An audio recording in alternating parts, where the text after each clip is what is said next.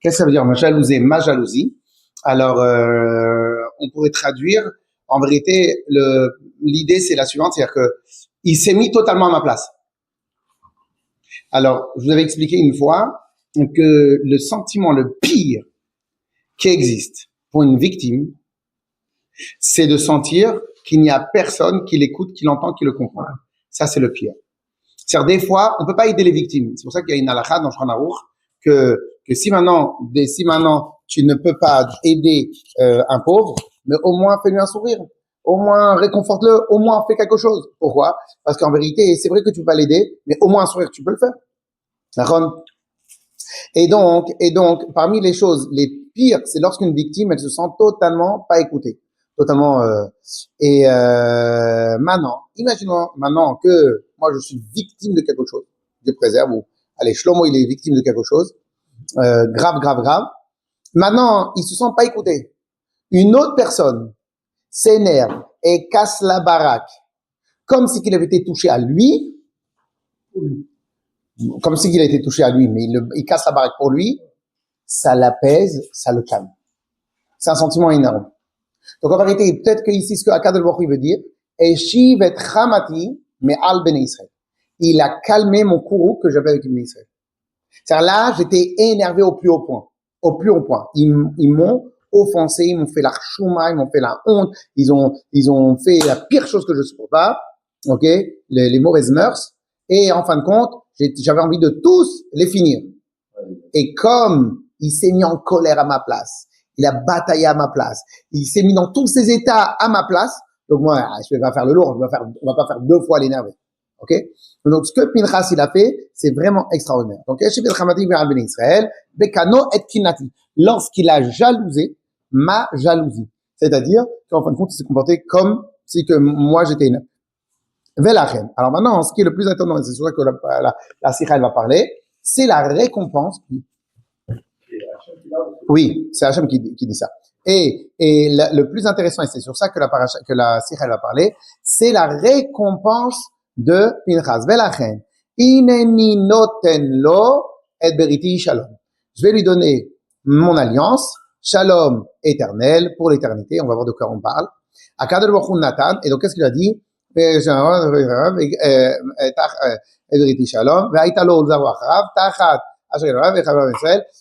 il va lui donner, il va le rendre Cohen. Donc là, le rabbi va expliquer tout de suite, il va expliquer tout de suite que ça veut dire quoi qu'il va le rendre Cohen. En vérité, quand Hachem il a rendu Cohen Aaron, il a rendu Cohen Aaron et ses enfants. Et les enfants qu'ils allaient naître après. Mais les enfants qui étaient déjà nés, ça, il les a pas rendus Cohen. Ok? Donc Cohen, tu remplis cet endroit de simcha, de sourire, dès que t'arrives, Baruch Hashem. Ok? Et donc, il va lui donner, donc, en fin de compte, Pinchas, il n'était pas voué à être Cohen. Donc maintenant, qu'est-ce qui se passe? On a, malgré que Hashem, il a décidé, c'était Aaron et ses enfants, Hashem lui donne un cadeau. En contrepartie de ce qu'il a fait, il lui a donné un cadeau. Et c'est lequel le cadeau? C'est qu'il va devenir, lui, Cohen à son tour. Et vous allez voir que ça même, c'est étonnant. Ok?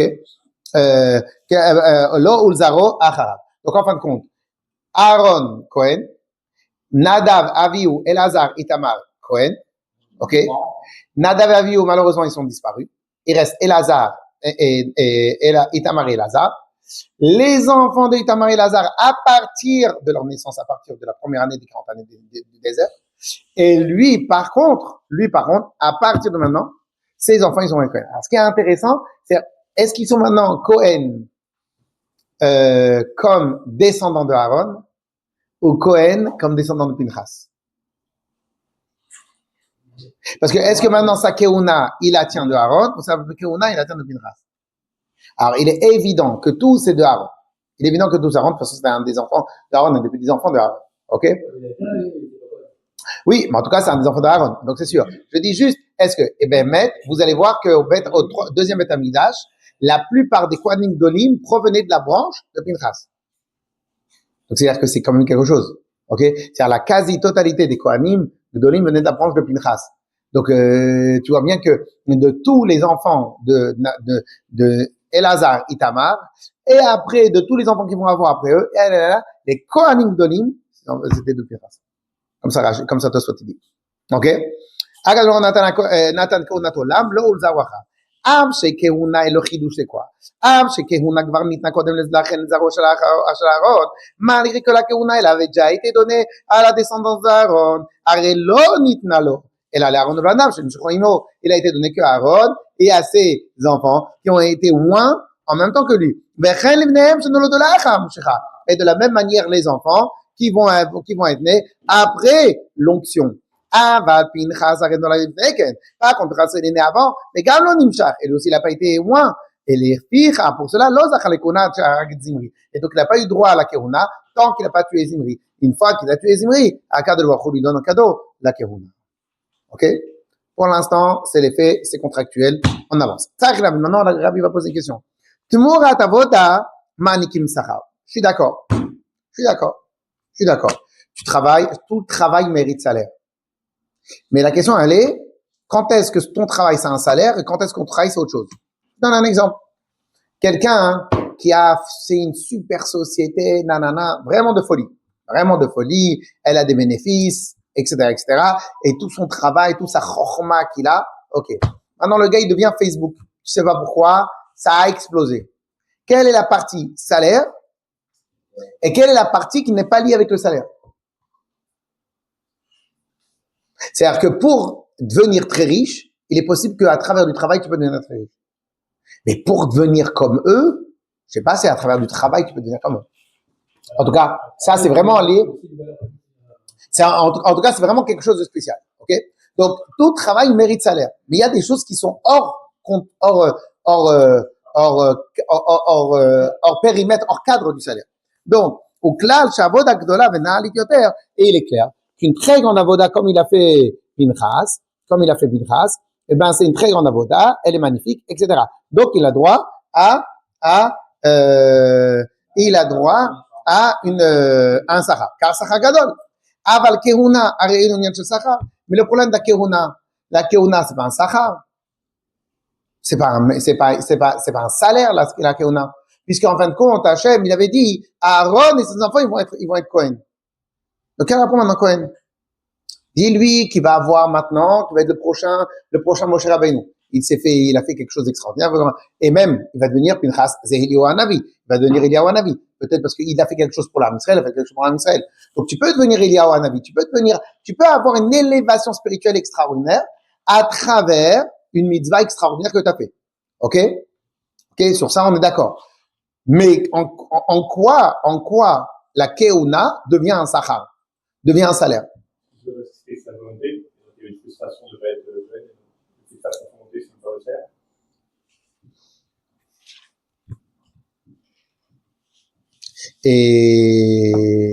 Et pourquoi pas les autres? Oui, mais pourquoi tu choisis ce salaire-là? En gros, non, en vérité, la question du Rabbi, elle est un peu plus précise. C'est-à-dire que, en fin de compte, comme Hachem il a dit, comme Hachem il a dit, je vais rendre Cohen, Aaron et ses enfants. Donc c'est terminé. Une fois qu'il a dit c'est Aaron et ses enfants qui vont. Et c'est pour ça que plus tard on va voir pas plus tard. On a vu dans Parashat Korach que le Rabbi ramène. Ok. Donc on va voir dans Parashat Korach que lorsque Korach il a voulu dire nous si on veut être Cohen, qu'est-ce qu'il a dit Rachid? Il a dit mais qu'est-ce que vous voulez? De la même manière que le ciel et la terre, on ne peut pas les changer. De la même manière, le Cohen, on ne peut pas le changer. C'est fini. Voilà. Maintenant, on a créé un astre qui s'appelle Cohen. En quoi, toi, tu vas devenir, par ton travail, tu vas rentrer de la même manière que la gravité. Ça veut pas dire que je te donne plus de gravité. C'est pas un salaire. C'est en fin de compte. Donc, en fin de compte, le Rabbi, pour l'instant, il est en train de dire que le fait d'être Cohen, c'est comme un état d'être absolu qui est de la manière que tu peux. Est-ce que quelqu'un, parce qu'il a fait une grande misère, il va devenir Lévi? Est-ce que Nachshon ben Aminadav, il est devenu Lévi? Non, il n'est pas devenu Lévi. Est-ce que Yehoshua, il est devenu Lévi? Non, il n'est pas devenu Lévi. Donc pourquoi maintenant le travail que tu fais va donner ce salaire-là? Un salaire, il doit être corrélé au travail. En quoi le travail de Aaron, en quoi le travail de Pinchas, il est corrélé, en quoi le salaire de Pinchas, il est corrélé avec le travail. Que Pinchas, il y a un midrash qui dit que Pinchas, il a vécu énormément de temps. Ok? Voir que s'il s'est transformé en Eliyahu Hanavi et s'il se transforme, jusqu'à maintenant, il vit. Ok? Donc là, maintenant, tu peux faire un calcul. C'est quoi le calcul? Étant donné qu'il a sauvé tout l'armée Israël, il a sauvé tout l'armée Israël, donc il a sauvé peut-être, on va dire, 20 ans par Ben Israël. 20 ans par Ben Israël. Chacun, il avait 30 ans à vivre, 20 ans à vivre, 10 ans à vivre. Donc ça te fait 3 millions de personnes fois 10 ans. C'est combien 3 millions de personnes fois 10 ans? Il a fait gagner en moyenne 10 ans. 30 millions. Il a 30 millions d'années. Donc tu peux dire, il a fait gagner. Tu donnes un salaire s'il a fait gagner. Tu comprends? Maintenant, quel rapport?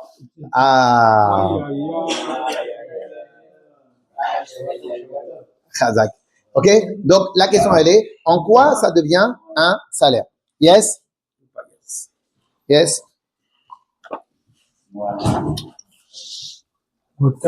Quel plaisir. Allez.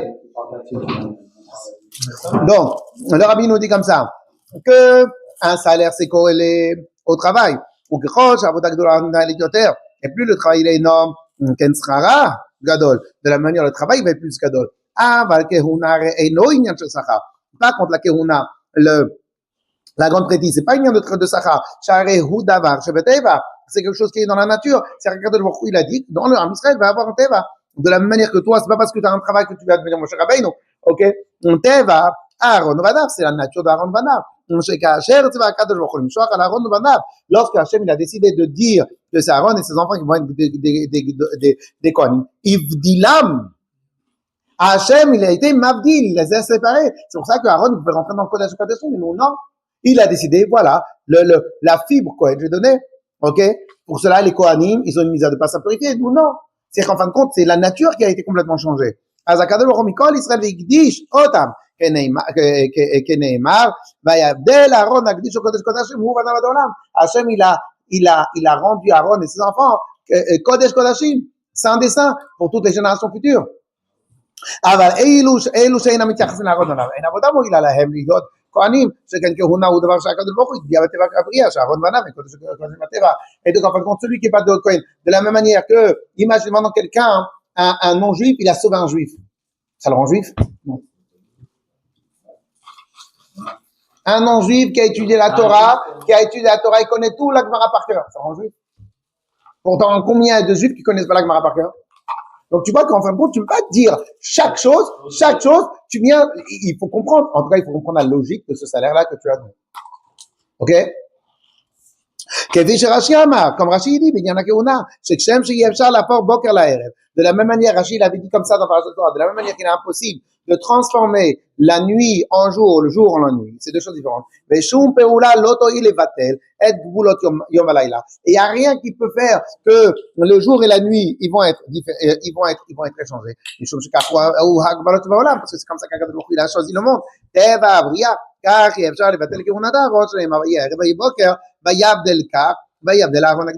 c'est pour ça qu'il y a marqué dans le Rashi, il nous dit comme ça, que de la même manière qu'il y a le matin, il y a le soir. De la même manière, il y a les Kohanim, il y a les Lévim, il y a Israël. Ah, toi, t'as fait une grande mitzvah. Hazak. Ouais, c'est comme si, monsieur, un gars, il a fait une si grande mitzvah, il devient Lévi. Ça tient pas la route. Ça veut rien dire. Tu vois? C'est en fin de compte, quelque chose qui est, et c'est quoi encore? Bon, maintenant, avec la débilité des ce qu'on va dire, vous allez comprendre. Quelqu'un, il fait une si grande mitzvah, il devient de il devient elle. Ou il devient un liel. Et c'est des débiles. Non, je me trouve ascendant aspirateur, John Darfrid. Ascendant aspirateur de l'univers Dyson, mais hein? Oui. Tu décides ton humeur le matin. Le matin quand tu lèves, tu décides ce que t'es. Oui ou non? Bon, Hachem, que Dieu préserve. Ok? Donc, on est d'accord que ça, on peut pas. Pourquoi? Parce que ici, ce que le rabbi veut nous expliquer, que c'est une nature. C'est une nature. C'est pas parce que la table, elle a appartenu au rabbi qu'elle devient du fer. C'est dans le cadre de ce qu'elle est, tu vas lui donner son salaire. Yes? Exact. Mais une doucha qui est liée avec ce qu'elle est. Pas une doucha qui dépasse ce qu'elle est. Ok? Hein? Yes? Alors, לאחר סיפור מנחס והעניין עם המסתערפים ממנו, סיפור מלחמת בני ישראל שבא בסיבת המגיפה. Donc par rapport, une fois que Pinchas et l'histoire de Pinchas et tout ce qui est lié avec l'histoire de Pinchas, parce qu'il y a eu la guerre contre Midian, à la suite de Pinchas il y a eu la guerre contre Midian. Alors juste au passage, beaucoup veulent expliquer quelque chose de magnifique, ils disent regarde la force qu'une seule Neshama elle a la puissance. En vérité c'est Midian et Moab qui ont fait les problèmes au Ham Israël. C'est à cause de Midian et Moab qui sont morts 24 000 juifs. Ok? Et pourtant, Hachem il a dit de se venger que de Midian. Pourquoi que de Midian et pas de Moab? Parce que de Moab, il allait ressortir Ruth, etc. Parce qu'il y a ressorti Ruth. Et donc, en fin de compte, regarde, juste le Ruth de Ruth toute seule, elle a donné la capacité à sauver tout un peuple entier. Donc, en fin de compte, personne n'a de capacité de pouvoir dire en avance qu'est-ce qui est un vrai mérite, qu'est-ce qui est pas un vrai mérite, etc. Ok? Alors, on continue. Donc, il y a la guerre contre Midian. Après, au Midian Bnei Israël. Après, on a compté les Bnei Israël parce qu'Hachem il a dit il y a eu trop de Bnei Israël qui sont morts, donc je vais les recompter. Et on a eu aussi donc la guerre contre Midian et le décompte. Et après, la Torah, elle parle aussi de la distribution des Israël dans le parashat Pinchas. Ok? Atmuna et Itmanuto shel Yoshua le roi Israël, amevi otam le Israël. Après, on a aussi dans la parashat Pinchas quand Yoshua il devient le successeur de Moshe Rabbeinu. Ve'achar kach atsof ha'parasha ba parashat korbanot.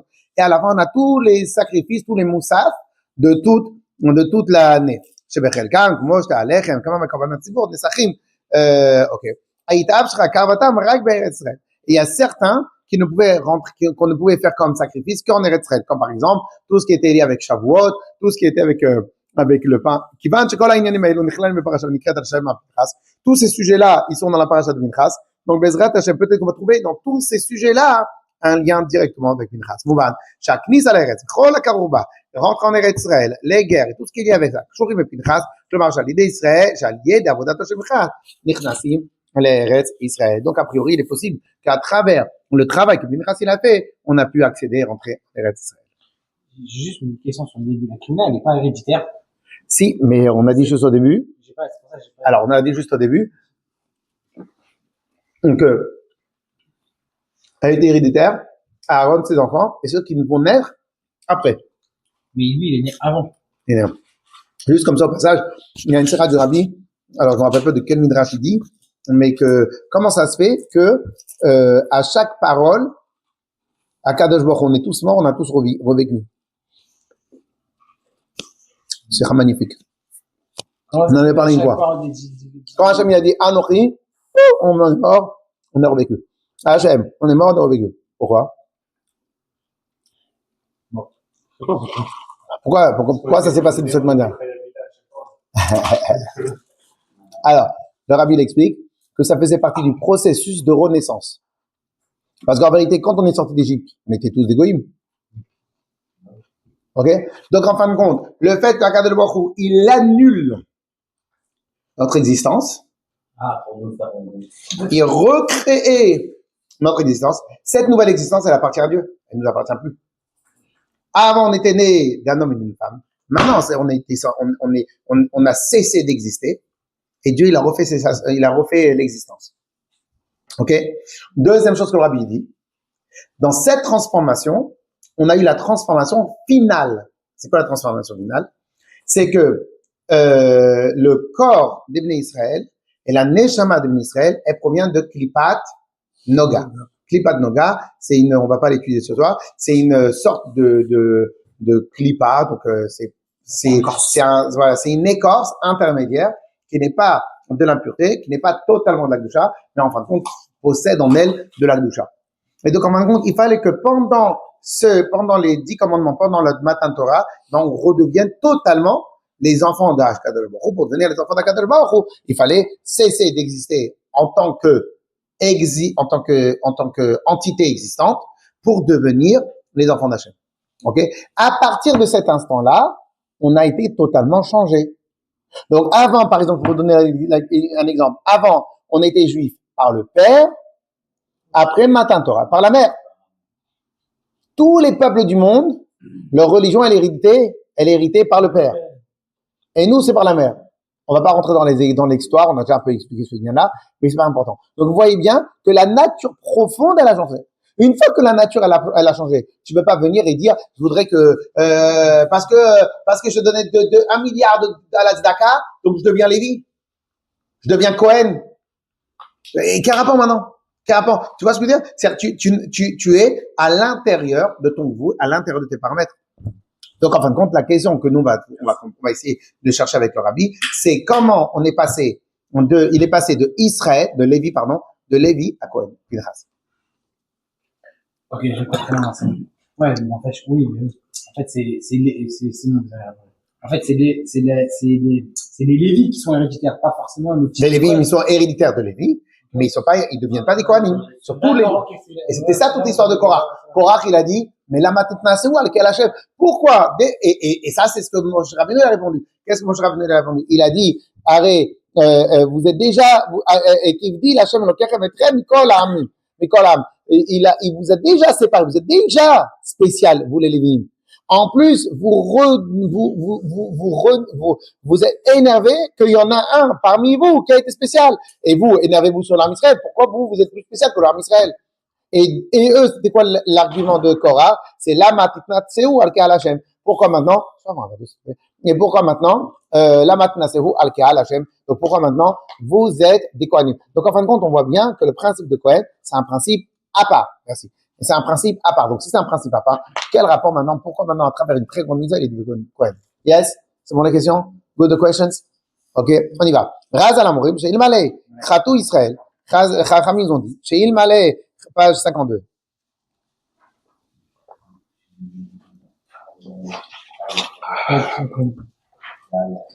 Alors, chez Ilmale, Khatou Israël, Aïta Kvar Az Geoula Shlema.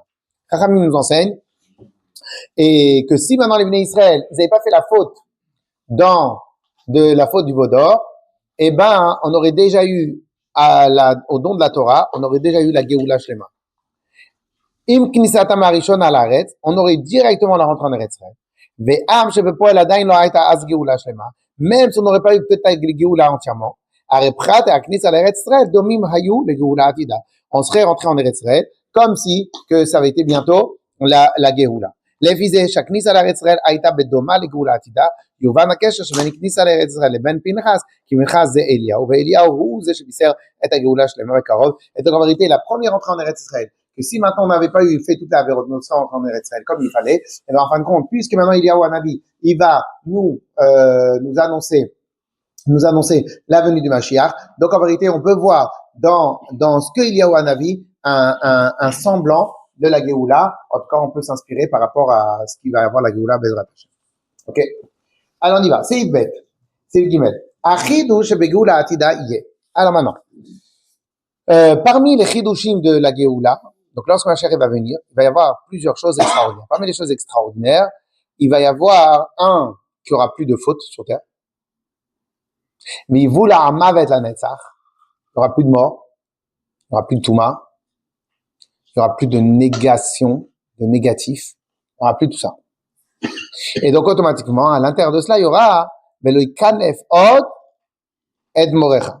On va plus se rebeller contre Hachem. Il y aura plus de rébellion. Pourquoi? Parce qu'en vérité, même le pire des personnes, il y a marqué comme ça, en adam meriz bifnei baal chovo. C'est une nature. La nature des êtres humains, c'est comme ça. En adam meriz bifnei baal chovo. Une personne, il ne peut pas être chutzpah avec la personne qui lui a fait du bien. C'est la nature humaine. Quand est-ce que tu peux être chutzpah avec quelqu'un qui t'a fait du bien? D'abord, il faut que tu habilles la vérité. Et quand la vérité, elle est habillée, à ce moment-là, tu peux commencer à faire n'importe quoi. Quelle est la raison pour laquelle nous on fait des bêtises? Parce qu'on ne voit pas Kadosh Baruch Hu. Si on voyait Kadosh Baruch Hu, on va plus faire de bêtises. Ok? Donc, lorsque Mashiach va venir, on verra Kadosh Baruch Hu. Ouais. Ah ouais, ok. Donc, là, lorsque, ça me coûte, alors, ok, non, vas-y, continue. Alors, lorsque Mashiach va venir, donc, il y aura la vérité d'Hachem qui va se révéler. Donc là, on sera plus chutzpah, on n'aura plus de problème. Alors, chez Or En Sof, donc lorsque Mashiach va venir, il va y avoir Or En Sof. Or En Sof, c'est pas le moment d'expliquer Or En Sof c'est quoi, mais Be'ezrat Hashem. Or En Sof, on va dire que c'est la première lumière qui sort d'Akadosh Baruch Hu. Donc c'est on va dire, c'est pas exactement comme ça, mais on va dire, c'est la lumière pure telle qu'elle est dans la plus grande pureté. C'est comme si que maintenant tu vois quelque chose de pur, c'est-à-dire quand tu vois quelque chose de tellement évident qu'en fin de compte tu peux pas dire autrement. Donc lorsque Or En Sof, la lumière d'Hachem, elle sera partout, Lo yeh mechuseh bilvushim, elle sera pas recouverte par des habits, et la yair begil, donc elle va se révéler clairement. Keyom meir haor kifi shu melubash toch levushim mitzimtzumim. Pardon. Keyom meir haor kifi shu melubash toch levushim mitzimtzumim. Maintenant, telle que la lumière, elle est aujourd'hui, elle est habillée sous plein de tzimtzumim. Tzimtzumim, c'est des contractions, des habits, des voiles, etc. Les filles olamot, selon la grandeur des mondes. Avalatid, yair haor atzmo, lelo hester alevushim, ainu prinat haor shenemana mishtar shelut. Donc il va y avoir la lumière telle qu'elle est au-delà de l'enchaînement des mondes. Je continue un tout petit peu parce que on va parler. Je vous ai fait qu'on appelle ça, les photocopies, et donc vous allez mieux comprendre dans quelques instants. Adam shenemata reu bidmut Adam ha'elyon. Alors, 2 secondes. Alors prenez la deuxième page. Ok. Alors, ici, vous regardez bien. Là, on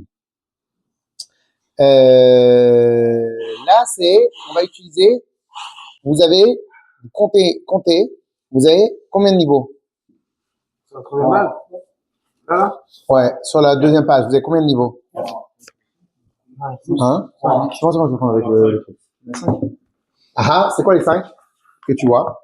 Il y a 3 des chamas rois. Alors, vous voyez bien, il y a Nefesh, Ruach, Neshama. Après, j'ai mis, avec une petite flèche en bas, Chaya, donc le marron là, le brun clair ou je sais pas quoi. Et le bleu, qui est à moitié bleu, sur la moitié des choses, c'est marqué Yechida. Donc en vérité, on a 5 niveaux dans la Neshama. Nefesh, Ruach et Neshama, c'est le 3 premiers niveaux de l'âme. Et officiellement, on appelle que ces niveaux-là, ils sont à l'intérieur de notre corps. C'est à l'intérieur de notre corps qu'ils exercent. Et c'est pour ça qu'en vérité, quand vous dites le terme Nefesh, des fois vous avez entendu parler de Nefesh Elokit et Nefesh Abahamit. Nefesh Abahamit, quelle image que tu as de Nefesh Abahamit? Que c'est une âme extraordinairement élevée? Qu'est-ce que c'est? Négatif, c'est négatif. Alors, négatif, on va pas dire basse. On va pas dire négatif, on va dire basse. C'est péjoratif. C'est-à-dire quoi? C'est-à-dire que quand tu dis Nefesh Abahamit, on dirait vraiment comme un animal. C'est-à-dire c'est vraiment quelque chose de basse classe, pas très élevé, etc. Ok? Et en fin de compte, comme par hasard, on utilise le même terme Nefesh Elokit, l'âme divine. Alors si on dit Nefesh Abahamit, ici tu dis Nefesh Elokit, pourquoi des fois tu appelles la Neshama Neshama? Et pourquoi tu appelles pas tout le temps la Neshama Nefesh? C'est plus niche que ça. C'est qu'une partie. Parce qu'en vérité, le plus noble de la Neshama, Nefesh Elokit, c'est la Neshama. Le 3e niveau. Parce que quand tu parles de Nefesh Elokit, quand tu dis le Nefesh Elokit, alors c'est vrai qu'en général, on parle de tout en même temps, mais on parle aussi du Nefesh, le plus bas niveau. Donc c'est le plus bas niveau, c'est le niveau, le Rabbi il explique dans des mamarim magnifiques, mais en tout cas pour l'instant on va faire le plus bas niveau que n'importe quel juif il utilise cette partie-là. Quand tu mets les tefillin, quand tu fais une bracha, quand tu fais toutes les mitzvot, tu utilises Nefesh. Plus tu t'élèves, plus tu passes à un autre level. Donc je crois que si je me trompe pas, Nefesh c'est les midot, Ruach c'est Bina, pour ceux qui connaissent un peu, et Neshama c'est Chochma. Si je ne me trompe pas. Donc en fin de compte, tu vois bien que Nefesh c'est le niveau le plus bas. Et en contrepartie à côté, tu as Nefesh Abahamit. En tout cas, chacun de nous, il a Nefesh Ruach Neshama. Dès lors que tu travailles sur toi, dès lors que tu arrives à dépasser ce premier niveau et qu'en fin de compte, ce premier niveau, il y a même plus de questions. Il y en a que quand ils ont terminé de fumer la cigarette, ils ont arrêté de fumer. Il y a une première partie de sevrage. Dès qu'ils sont à proximité de cigarette, vite, donnez-moi un patch, donnez-moi je sais pas quoi. Pourquoi? Parce qu'ils ont, qu'est-ce qui se passe? Parce qu'ils sont en première partie de sevrage. Imagine maintenant que pendant 6 mois, 1 an, il va dans les Alpes et il respire que du bon air et il fait du sport et il recrée une nouvelle ambiance dans son corps. Celui-là, tu peux le mettre au milieu de fumeurs et il dit, mais ils sont dingues, ces gens-là. Oui ou non? Donc, tu vois bien que tu as nefesh, rouar, et donc là, c'est-à-dire que tu as dépassé le nefesh. Tu as dépassé le nefesh. Quand tu dépasses le nefesh, tu passes à rouar. Et si maintenant, après, tu passes un autre level dans ton Avodat Hashem, tu passes à Neshama. Ok? Maintenant, tout ça, c'est dans l'âme. Et après, t'as Chaya. Chaya, c'est un niveau supplémentaire à ces 3 niveaux-là. Donc, elle est plus dépendante des aléas du corps. Et après, t'as Yechida. Yechida, on en reparlera une autre fois. Mais aujourd'hui, on l'a souvent, et le Rabbi, il explique le terme Yechida, c'est l'ADN de la Neshama. C'est le code source de la Neshama. Pour vous donner une idée, c'est quoi Yechida? Quand vous avez sûrement entendu parler que même si un juif, il a fauté, il ne peut jamais se salir, parce que reste un juif, mais en vérité, le vrai terme, c'est qu'il ne peut jamais se salir. Quand on dit qu'il ne peut jamais se salir, on parle de Yechida. Qu'est-ce que ça veut dire qu'il ne peut jamais se salir? Quand Hachem, il regarde ce juif-là, il le voit comme si c'est son enfant, son bébé. Ah, pourtant, sans faire exprès, le bébé, il t'a sali tout ton habit, parce qu'il a vomi sur toi. Tu vas t'énerver sur qui? Tu vas pas t'énerver. Tu le prends, tu vas laver, tu vas laver, et tu le gardes dans tes bras. Makara, que peu importe les bêtises qu'il fait, ça change rien. Parce qu'à ce niveau-là, ça s'appelle, c'est un niveau qui ne peut pas être entaché. Ce niveau qui ne peut pas être entaché, c'est Yechida. Ok? Alors, vous allez regarder l'autre page.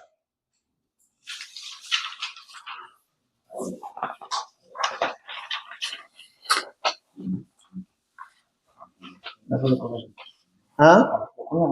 Ouais, la première. Ok? Et en vérité, ces 4 niveaux-là, vous allez voir souvent qu'on a souvent 4 niveaux.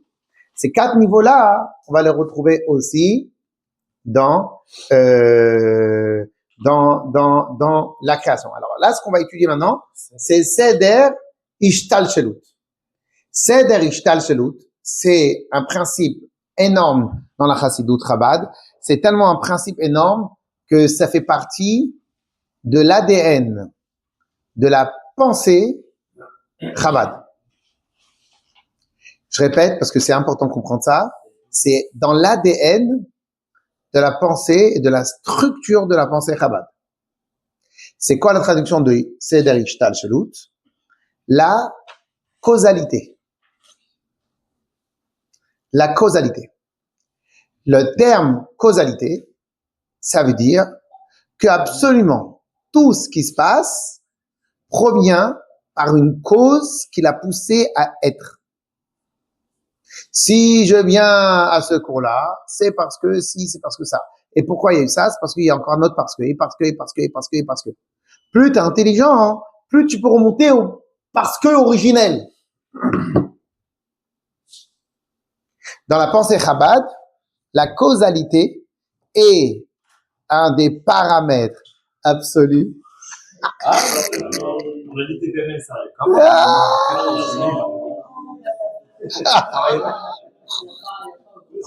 Alors, donc, à partir de 22h30. Alors, donc, j'étais en train de dire quoi, hein? Ouais. La causalité. La causalité, alors je vous ai dit une phrase très importante. La causalité fait partie intégrante de la structure de la pensée Chabad, ok? Donc on a expliqué c'est quoi la causalité, cause à effet. Et c'est pour cela, maintenant, on va vous dire un petit scoop que vous connaissez maintenant au Bet Chabad. C'est pour ça que le Chabad, par essence, on a un problème avec les ségoula. Vous entendez parler, c'est quoi une ségoula? C'est quoi une ségoula? Saute à cloche-pied pendant 3 jours et tu vas devenir riche. Quel rapport on a avec l'autre? Quel rapport on a avec l'autre? Quel rapport, vous connaissez tous, pas la blague, le petit trait d'humour qui a été dit au nom du rabbi. Une fois, il y a quelqu'un qui va voir le rabbi et il dit, Rabbi, j'ai entendu que lorsqu'on pliait le talit, Motzei Shabbat, ça mène le Shalom Bayit. Il fait, nous, on n'est pas très fort dans les ségoulottes chez nous, mais par contre, plier les manches de la chemise et laver les assiettes, ça, c'est sûr que c'est une ségoula pour le Shalom Bayit. Quelle est la différence entre les deux? Quel rapport maintenant le talit et que ta femme, elle va être contente de vivre chez elle à la maison. Quel rapport avec l'autre? Quel rapport avec l'autre? La manière de plier, vraiment. Oui, oui. Alors, donc, calme-toi, commence pas. Alors, donc, quel rapport maintenant? Plier le talit et Shalom Bayit. Oh là là là là. Genre, il demande. Non, en fait,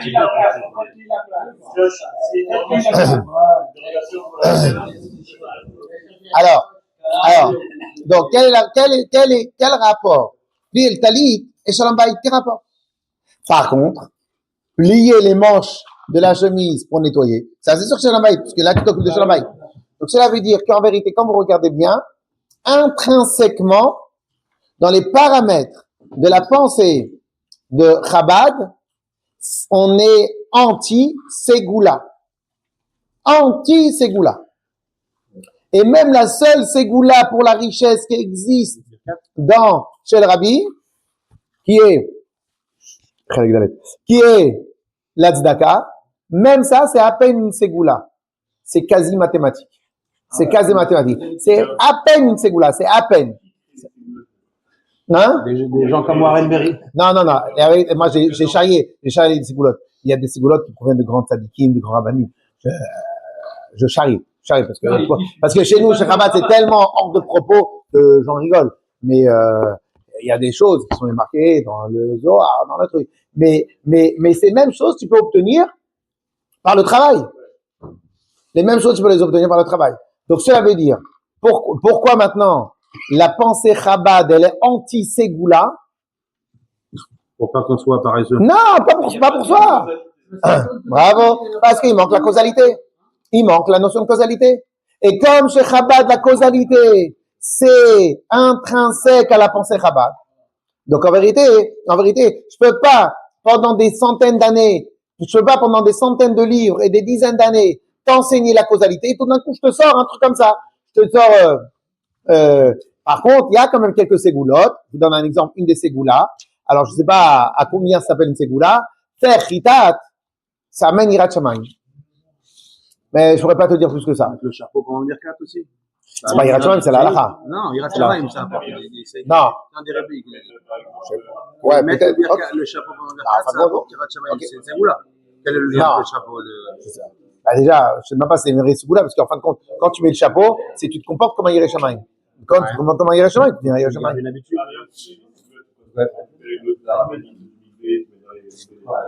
Qu'est-ce qu'il a dit? Le dollar du rabbi, c'est pas une ségoula. Vouloir posséder le dollar? Mais ici, c'est pas une ségoula. Peut-être, tu vois, c'est pas une ségoula. Ici, il y a un endroit, il y a une chose qui est kadosh. C'est comme si, par exemple, tu vas prier au Seigneur Zandi, tu vas prier au Kotel. C'est un endroit kadosh. Donc, c'est pas une ségoula. C'est un endroit qui est kadosh. Une chose qui est kadosh, c'est quelque chose qui est kadosh. Mais c'est quelque chose qui a un impact. Les ségoulas, c'est quelque chose qui n'a aucun impact. Qu'a priori, on voit aucune causalité. C'est-à-dire, tu peux inventer la causalité, mais c'est pas notre truc, quoi. Tu peux la trouver un peu. Quand tu dis la parashat Man à parashat Beshalach, donc, tu vas voir à la Parnassa. Ok. Et si tu ouvres pas le magasin, tu vas avoir comment la Parnassa? Non, il faut quand même travailler. Ok. Maintenant, quand tu vas travailler, il faut travailler intelligemment ou pas? Oui, il faut travailler quand même intelligemment. Donc, au final, tu es obligé de travailler. Donc, si tu es obligé de travailler, il est où là? Bon, c'est-à-dire, on va pas parler sur les minagim des autres d'Israël. En tout cas, moi, je vous explique la nekuda de ce que le rabbi enseigne. Ok? Donc, lorsqu'on maintenant on parle de Seder Ishtal Shelut, l'enchaînement des mondes, En général, ce que nous parlons de manière générale, donc vraiment beaucoup de fois à Chassidut, c'est dans cette feuille-là que vous voyez. En haut, Atzilut, Bria, Yetzira et Asiya. Donc, Atzilut, c'est le plus haut niveau de Seder Ishtal Shelut. Ok? Donc, peut-être on appelle ça Seder Ishtal Shelut parce que c'est commence là réellement la causalité perceptible. Après de Atzilut, si vous regardez bien, le nom, c'est le nom qu'on a choisi de donner au Bet Chabad, le monde de l'émanation. Ok? Pourquoi on appelle ça le monde de l'émanation? Parce qu'en vérité, comme quelque chose qui émane, comme quelque chose qui émane de quelqu'un, et ben quand ça émane, c'est totalement lié avec la personne. C'est totalement lié avec la personne. Quelqu'un va émaner de lui la gentillesse. On voit sur son visage sa gentillesse. Mais non, c'est pas quelque chose. Quand il s'en va aussi l'émanation, l'aura. Donc l'aura, c'est quelque chose qui est très fidèle et très lié avec la personne directement. Ça, c'est le monde de l'émanation. C'est pour ça que on appelle ça le monde de l'émanation, parce que c'est l'endroit qui est totalement lié avec Akadosh Baruch Hu. Donc ça, c'est le monde de l'émanation. Ensuite vient le monde de Bria. Bria, c'est le début de la création. Bereshit bara Elohim, c'est à partir de là. Exactement. Oui.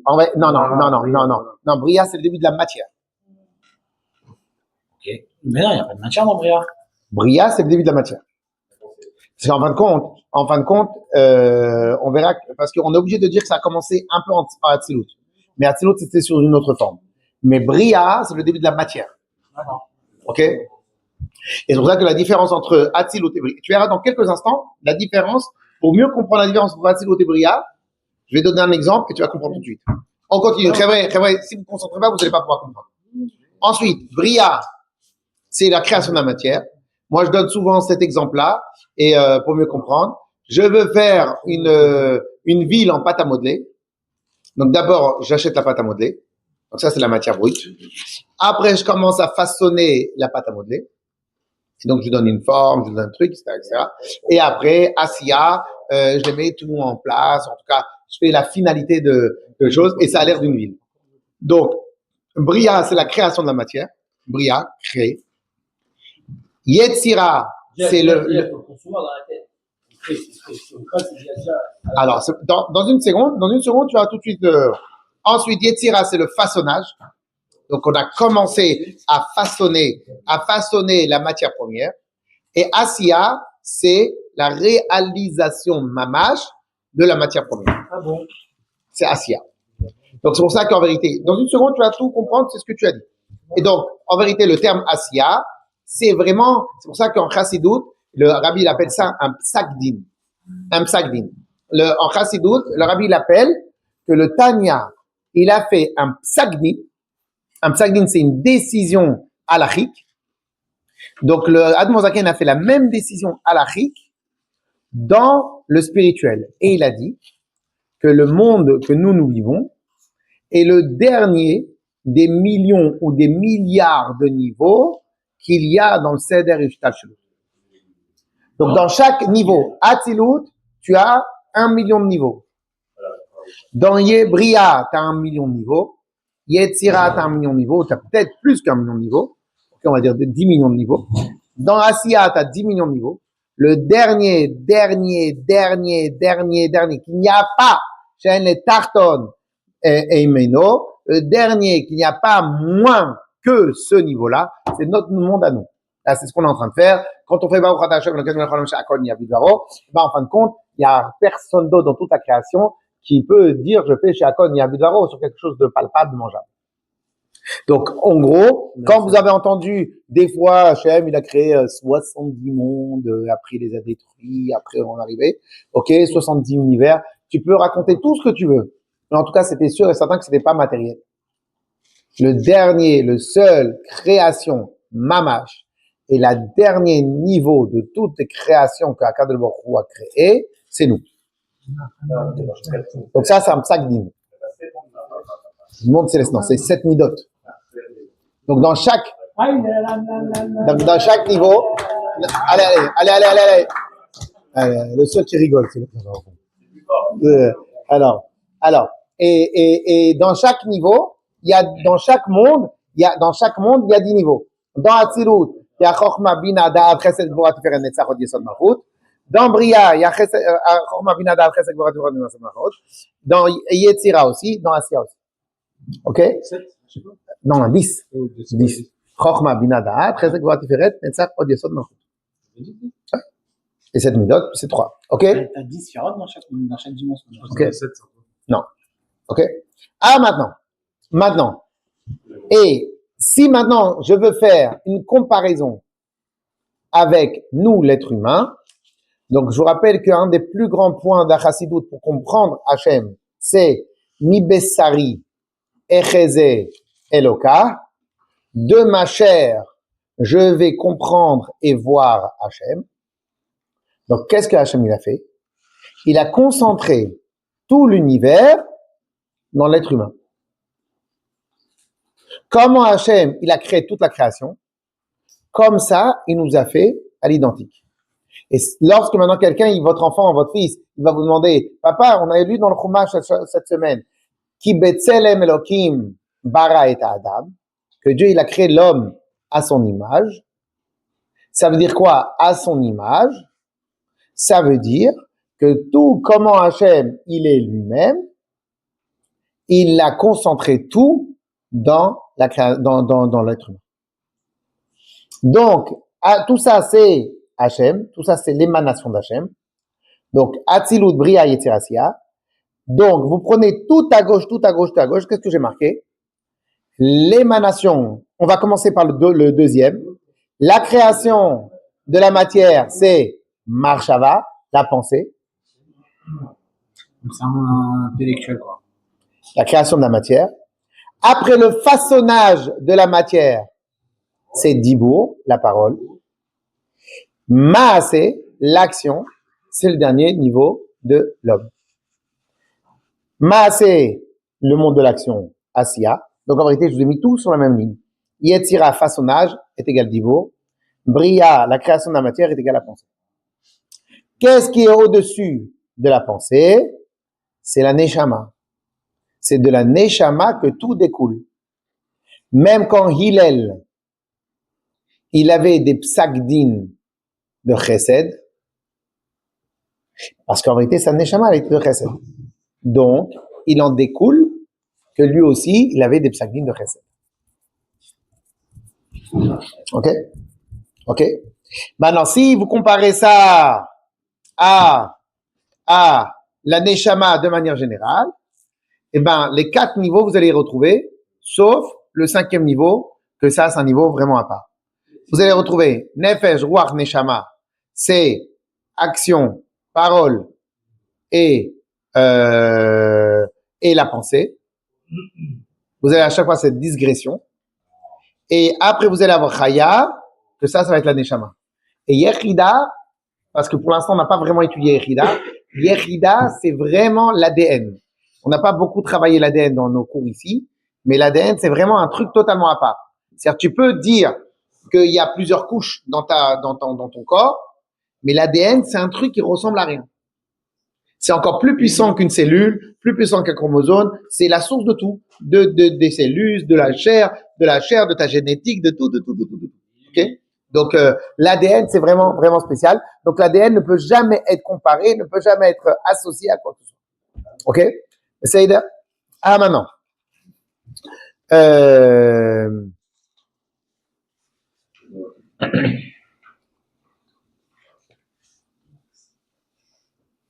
Ok.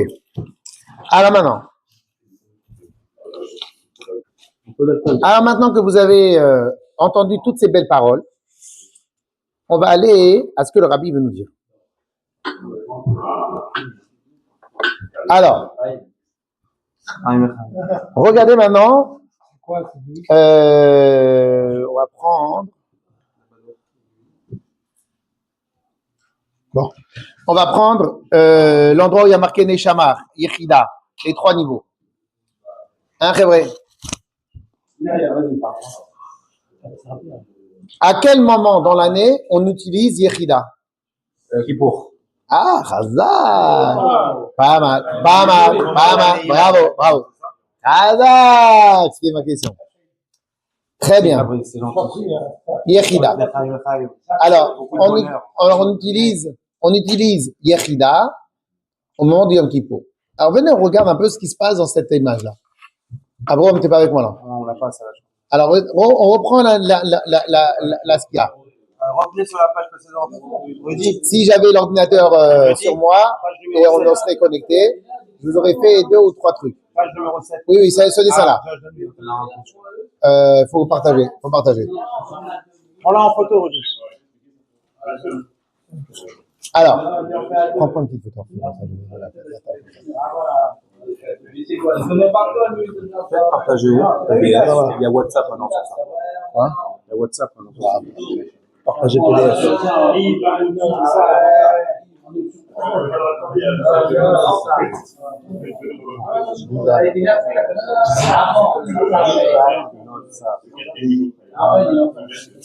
Alors, messieurs, je suis désolé, je suis obligé de continuer parce qu'il y en a qui veulent vraiment qu'on étudie assez entièrement.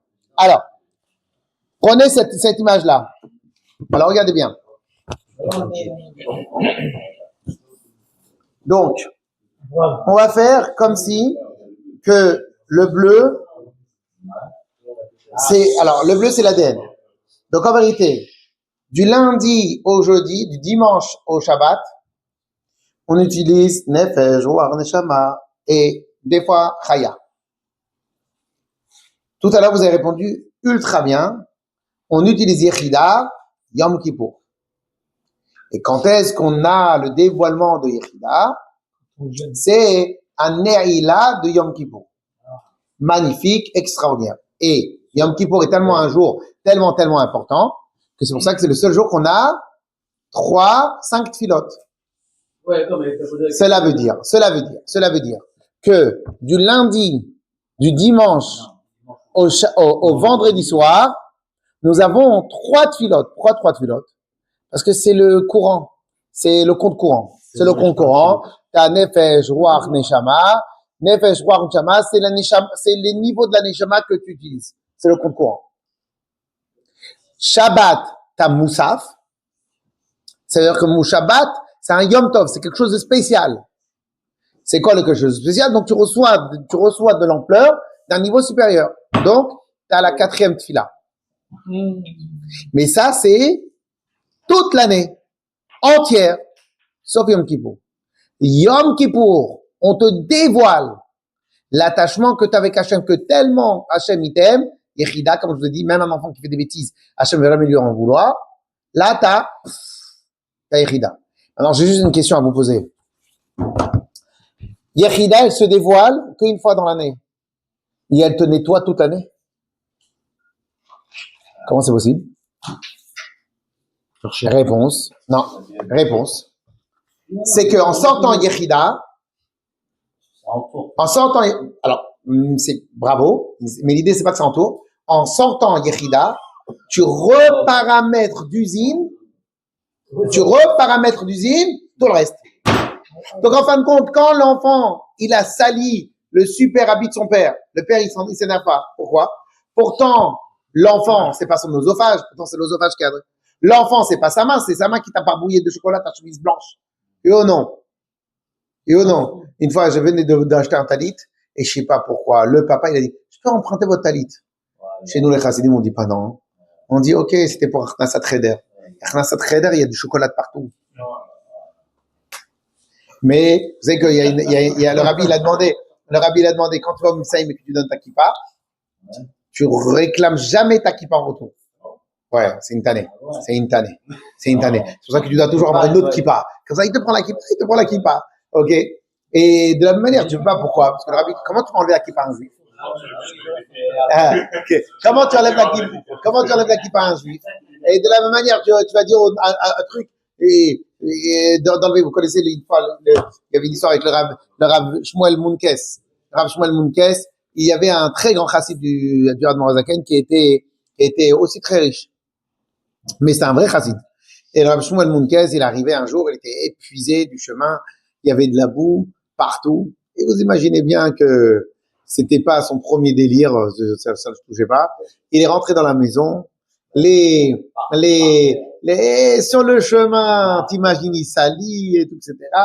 Donc, alors que la maison a été propre, en soie, dans la dentelle, dans les trucs. Et il trouve une chambre, a priori c'est la chambre à coucher des parents, du chassid. Et bien, il se repose là-bas. Et il se repose, les pieds habillés et les pieds sur le chausse. T'imagines la femme, ça devait être sûrement une, et la femme, elle arrive, elle dit, vous connaissez comment les femmes, elles te parlent à toi, pour que toi, tu t'énerves sur l'autre. Parce que c'est pas tignon que toi, tu t'énerves. Elle fait, le chassid, c'est pas, le chassid, il sait pas quoi répondre. Il sait pas quoi répondre, il va voir Shmuel. Shmuel. Surtout, je suis d'accord. Mais pourquoi les pieds, les chaussures sur le truc? Tout. Qu'est-ce qu'il a fait, Reb Shmuel? Il est venu, et il fait quoi? C'est important pour toi, ça? C'est important pour toi, ça? De ma vie, je viens plus chez toi. C'est fini, merci. Tu m'as vexé. Tu m'as déçu. C'est pire. Tu m'as déçu. Il est venu. Walou, je te rends la clé de chez toi, je te rends ton compte en banque, je te rends tout.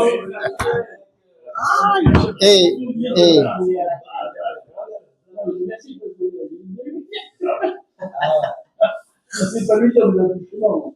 Mec, c'est envoyé pour sa femme, il a perdu la vie. Aïe! Bah ouais, il y a entre les deux.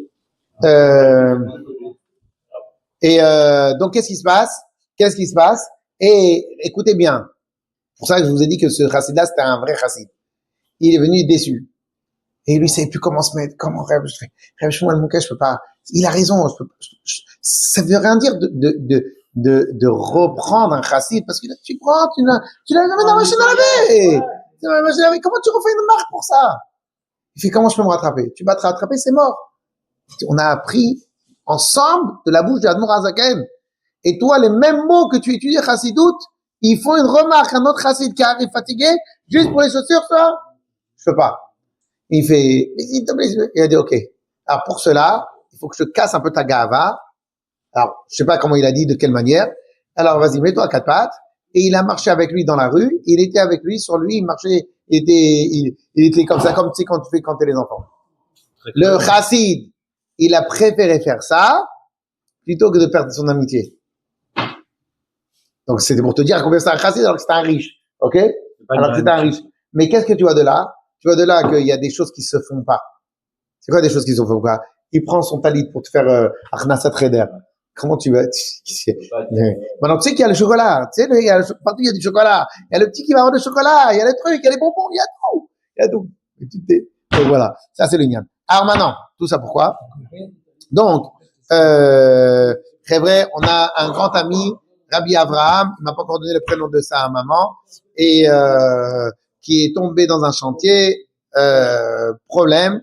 Donc, Bezrat Hashem, une bonne réfouach lema. Alors, allez. Alors, donc, qu'est-ce qui se passe? Très vrai. Alors maintenant, on continue, on reprend. Alors maintenant, qu'est-ce qui se passe?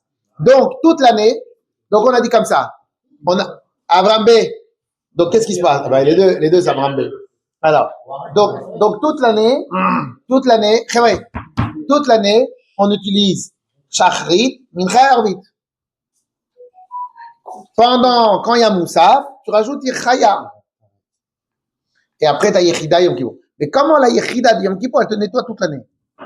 Parce qu'en vérité, qu'est-ce qui se passe? Hachem va regarder qu'avec ses lunettes de Yechida, et en regardant qu'avec les lunettes de Yechida, il te reparamètre d'usine. Donc, en fin de compte, la Yechida, elle serait un filtre à l'intérieur de nous, parce que c'est l'ADN, donc c'est normal. Donc, cela veut dire, quelque part, toute l'année, tu reçois ta force, tantôt de Nefesh, tantôt de Roi, tantôt de Chaya, de Neshama. Pas mal Chaya. Mais tu as très peu accès à plus haut. Ça, c'est le corps. Mais tu as très peu accès au-delà du corps. Mais le problème, c'est quoi? il faut que j'attende une fois par an pour avoir ça. On va voir tout de suite comment le rabbi va expliquer qu'en vérité, on peut l'avoir ça souvent. On peut avoir les reparamètres d'usine à travers Yechida. On va expliquer ça dans quelques instants. OK? Mais en tout cas, et de la même manière, ça c'est la même chose avec Atzilut. Atzilut, c'est aussi Chaya. Mais Atzilut, il est obligé de récupérer son énergie au-delà de Atzilut. Or Ensof. Donc, Atzilut, de Atzilut, Bria, Yetzira, Asiya. Mais quand est-ce qu'on récupère de l'énergie de Or Ensof? Or Ensof, c'est ce qui est au-dessus de tout. OK? On va faire dans le texte, et Bezrat Hashem, le Rabbi va nous répondre. OK? Quelle ligne? On est, page 53, 52 à gauche. Ah non, 52, Gimel, 52 à droite, en bas. Voilà. Adam Shenatariou Bedamut, Adam Shenemala, Adam Aelion. Quand on dit Adam en bas, il est à l'exemple de Adamé la Elion, à celui qui ressemble. Ah voilà. On a le nom. Alors, on va faire pour la Refoua Shlema de Avraham Baruch Ben Miriam. Amen. Et le cours, la suite du cours pour sa Refoua Shlema très rapidement avec Karol. Alors maintenant, donc, qu'est-ce qui se passe? Alors on y va. Adam Shelma Atariou Bidmut Adam Elion. L'homme qui est en bas, il a l'exemple de l'homme en haut. Donc je vous ai dit tout à l'heure que, en fin de compte, qu'est-ce que je vous ai dit tout à l'heure? Que quand il y a marqué que qui Betzelem Elokim bara et Adam, que Dieu il a créé l'homme à son image, c'est ça. En haut, il y a Atzilut Bria Yetzir Asiya, Neshama, Marshava, Dibore Maaseh. Donc on a été créé à son image. On est d'accord ou pas? Alors maintenant, donc, et c'est pour ça qu'il y a marqué Yos, c'est pour ça qu'on dit Adam, Al-Shem, Adamé la Elion. Adamé la Elion, celui qui ressemble, Adam en bas, celui qui ressemble au Elion, à l'homme d'en haut. Donc en vérité, nous on a été créés, qui Tselem Elokim bara et Adam, Akadosh Baruch Hu nous a créé à son image. Donc, on continue. Alors maintenant, alors, Keshem Eifo, Shebe Adam Elion, Shte Madrigot. De la même manière que il va y avoir dans l'homme d'en haut, donc dans Akadosh Baruch Hu, il y a les deux madrigotes. C'est quoi les deux madrigotes? Première madriga, alors qu'il faut que je connaisse Sharbish Talshlut. Le premier niveau, c'est quoi? C'est toute la lumière qui passe à travers la causalité. Ok? Ve'aor shelemala mishtalshlut. Et toute la lumière qui provient de au-delà de la causalité. Celui qui dépasse. Car quand Adam shelemata beneshama, yesh nashte madrigot. Nous aussi, dans l'homme en bas, il y a deux niveaux. Il y a Neshama kefishum olobeshet bekochot. Donc on a la Neshama telle qu'elle est dans les kochot. Donc Nefesh, Ruach, Neshama, Chaya. Ça c'est la Neshama telle qu'on l'utilise la quasi-totalité du temps. Nefesh, Ruach, Neshama, Vechaya. Dugma ta'or shebishtal shelut. Donc ça ressemble à la lumière qui provient bishtal shelut, qui provient de Ishtal shelut, de l'enchaînement. C'est bon, hein? Yamalchut. Ok?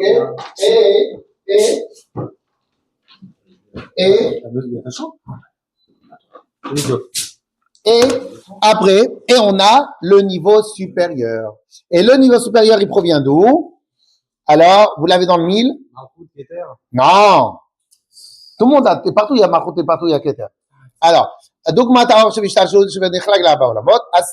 et ça ressemble à la création, au monde. Donc il y a 4. C'est très profond ce qu'on dit, hein. Vous devez le mettre dans vos paramètres. Vous devez le réviser, tu vois. Ok? Il y a un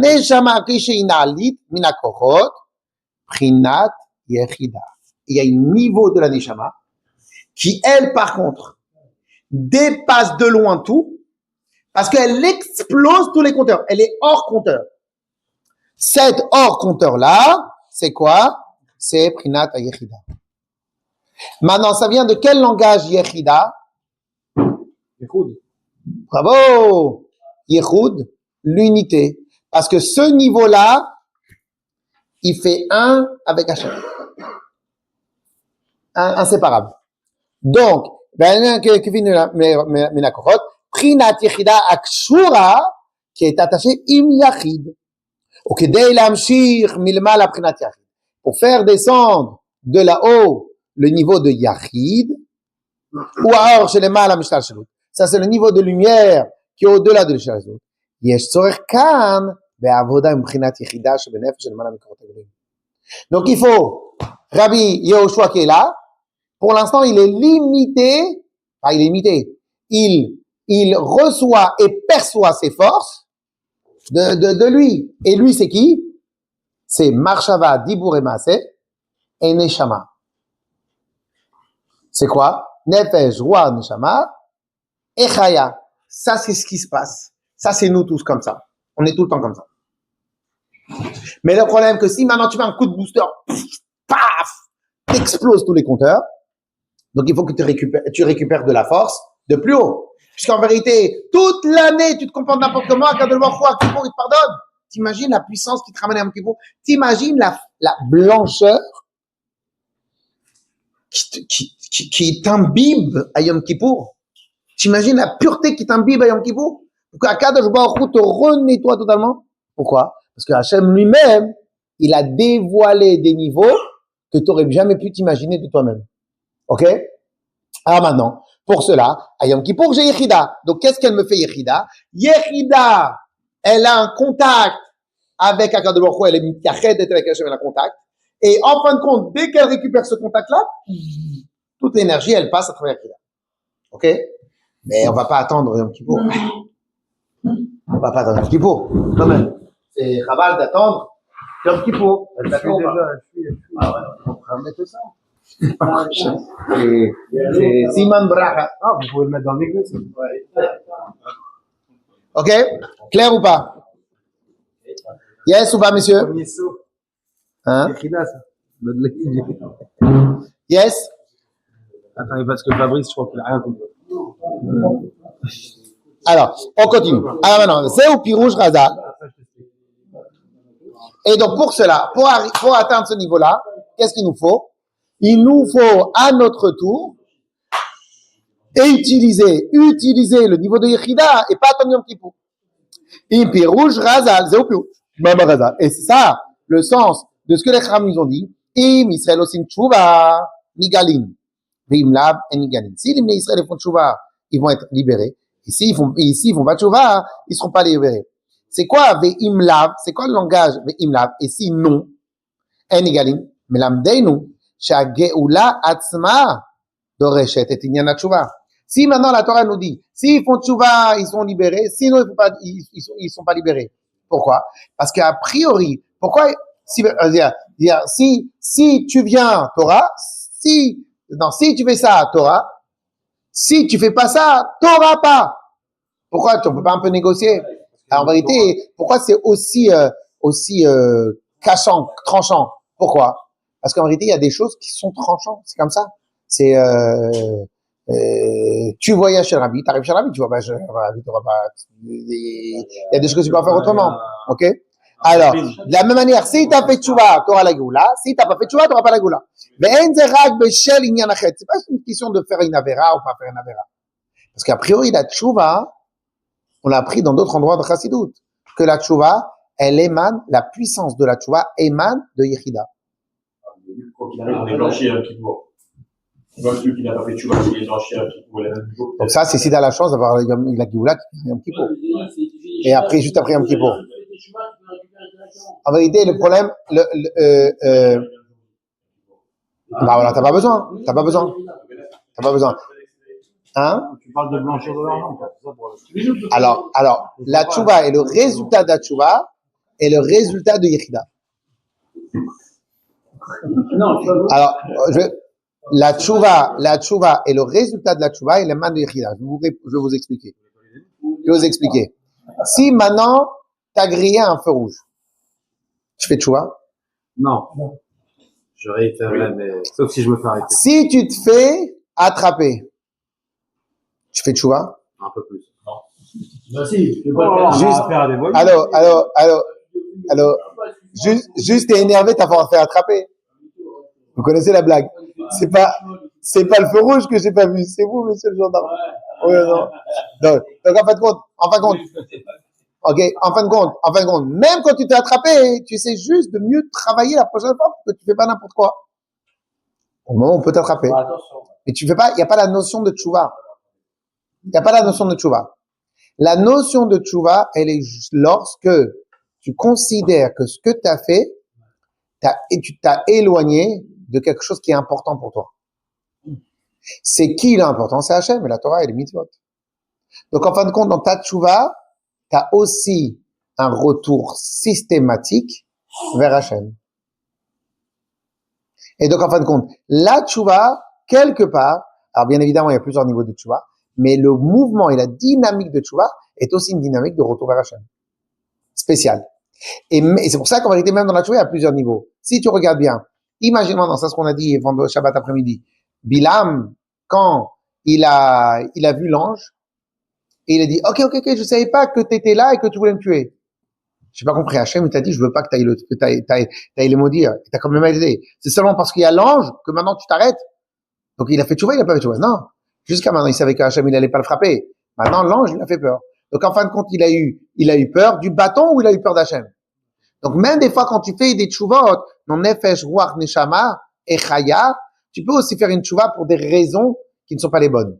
La vraie tchouva, c'est parce que tu t'es éloigné d'Hachem. Donc en fin de compte, c'est le retour vers Hachem, c'est l'attachement à Hachem qui est important. Cet attachement à Hachem, ça c'est quelque part, comme on va dire dans quelques instants, c'est Yechida. C'est pour ça qu'en vérité, le Rabbi va expliquer tout de suite le lien. Pour cela que que si on a fait tchouva, ma chère, il sera là. Si on n'a pas fait tchouva, ma chère, il sera pas là. On va regarder ce que le Rabbi dit. Et en vérité, l'absence de tchouva, c'est pas juste un problème d'absence de averot et de faute. Non. C'est pas juste parce que la tchouva, elle nettoie. C'est pas que ça. Parce que le vrai émet de la tchouva, c'est Yechida. Ça, c'est le vrai émet de la tchouva. Il n'y a aucune autre tchouva qui justifie vraiment Yechida. Si tu vas avoir un plus grand Gan Eden, Dieu il te dit, mais en fait, c'est parce que tu m'aimes, tu veux Gan Eden. Si parce que tu as peur du bâton, ça c'est Nefesh, c'est le premier niveau. Donc la vraie notion de tchouva, c'est-à-dire que toi et Hachem, toi tu veux pas être séparé d'Hachem, c'est Yechida. C'est pour ça que tu fais tchouva. Ok? C'est pour ça que la tchouva a la capacité de tout nettoyer. Pourquoi? Parce que la tchouva, hein? Pour chercher Yechida, il faut avoir la notion de ce qu'est Yechida. Là, je l'explique, mais il y en a des fois dans notre inconscient, pour faire Teshuvah, sans avoir la notion de ce que représente, quel est le nom de Yechida, quelle est la chose. Quelqu'un, Bezrat Hashem, t'as fait fortune. Alik, Hamsha Alik, etc. T'as un gars qui t'a aidé à faire fortune. Et pour vous tous ici. Quelqu'un qui t'a aidé à faire fortune. Ok? Un jour, ce gars-là, par la force des choses, c'est ton copain, c'est ton voisin, et tout, etc. À un moment, il t'a pris ta place 3 fois, 4 fois, 10 fois. Ah, je sais pas qu'est-ce qu'il t'a pris. Tu t'es vraiment énervé sur lui. Il vient, il te regarde, il fait, Dan, c'est à moi que tu parles comme ça? Pas dans le sens méchant, orgueil. Dan, on est copains. Mechila, t'as raison. Prends ce que tu veux. Tiens, prends la place du parking. Fais ce que tu veux. Ma place est à ta place. Ma place est à ta place. Ma cara juste avant et ma cara juste après. C'est pas que lui, il a parlé mal et que toi, tu fais ça mytho. Non, non, non. C'est juste les points sur les livres. Non, mais pas il t'a fait prendre. Dan, on est copains. Dan, on est amis. Alors, je m'excuse. Non, t'as raison. Quand ça m'arrive, je reste souvent debout. Ah, mais je comprends pas. Pour mieux parler, il veut nous faire croire qu'il est à Israël. Pour mieux parler. Alors, Makara. Qu'est-ce qui s'est passé quand celui-là il est venu? Il m'a calmé direct. Qu'est-ce qui s'est passé?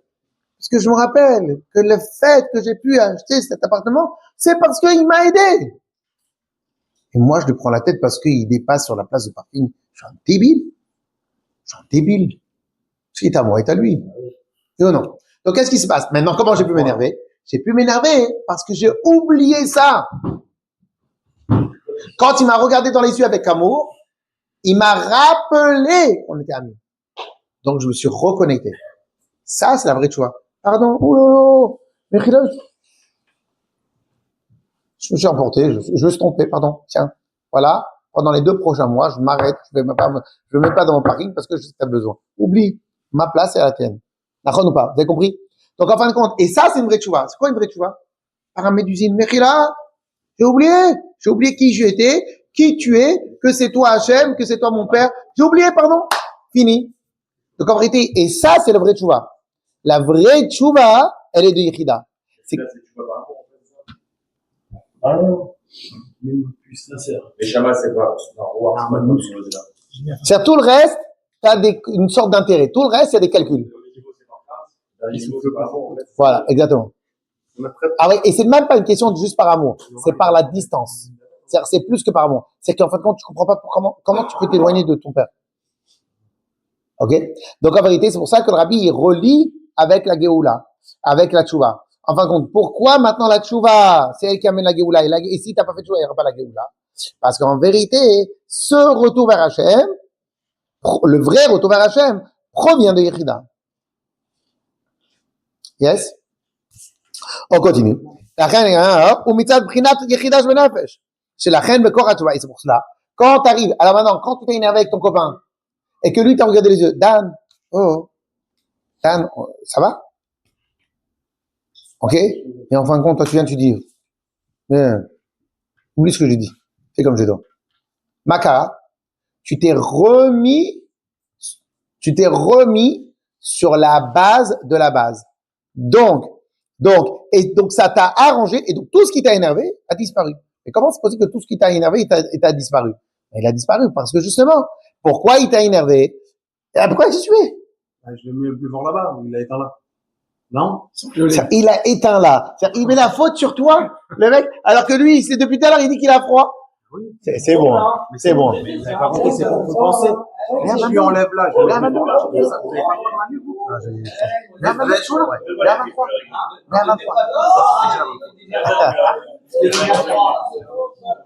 Aujourd'hui, il est comme ça, Il a mis son enfant, lui, il va partir dans 2 minutes. C'est beau, lui. Ok, fais comme tu veux. Alors, Là, il a mangé tous les cornichons, je n'en ai pas goûté un seul. J'ai jamais vu ça. Regarde où il les met, tous les cornichons. Je l'ai même vu en mettre dans les poches. vous avez tous froid? Arrête, t'as froid? Si le rame, il avait dit qu'il avait froid, t'aurais eu froid ou pas? Ah oui, ça. On est là. Il va aller à froid, ça va. Allez. Alors, donc, parce que toutes les tâches qu'on peut faire n'existent que dans les Korot Agiloim. On va l'apprendre une fois, mais on va sûrement le réapprendre une autre fois. Très vrai. On va l'apprendre une fois, on va sûrement l'apprendre une autre fois. Mais pour l'instant, on se concentre sur ça. Korot, quand on dit Korot Agiloim, c'est-à-dire les forces révélées, toutes les forces révélées, ça sera Nefesh, Ruach, Neshama et Chaya. Chaya, vraiment aussi? T'as raison. Très souvent, Chaya, c'est les forces cachées. Parce que c'est inconscient, Chaya. T'as un peu raison.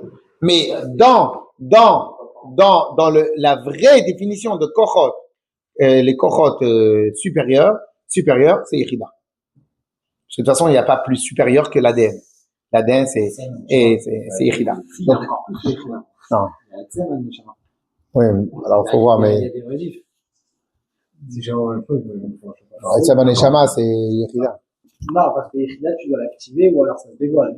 C'est ni dévoilement ni activation. Yechida, tu dois amener sur une pêche ou alors tu as machin, etc. Etzem Neshama,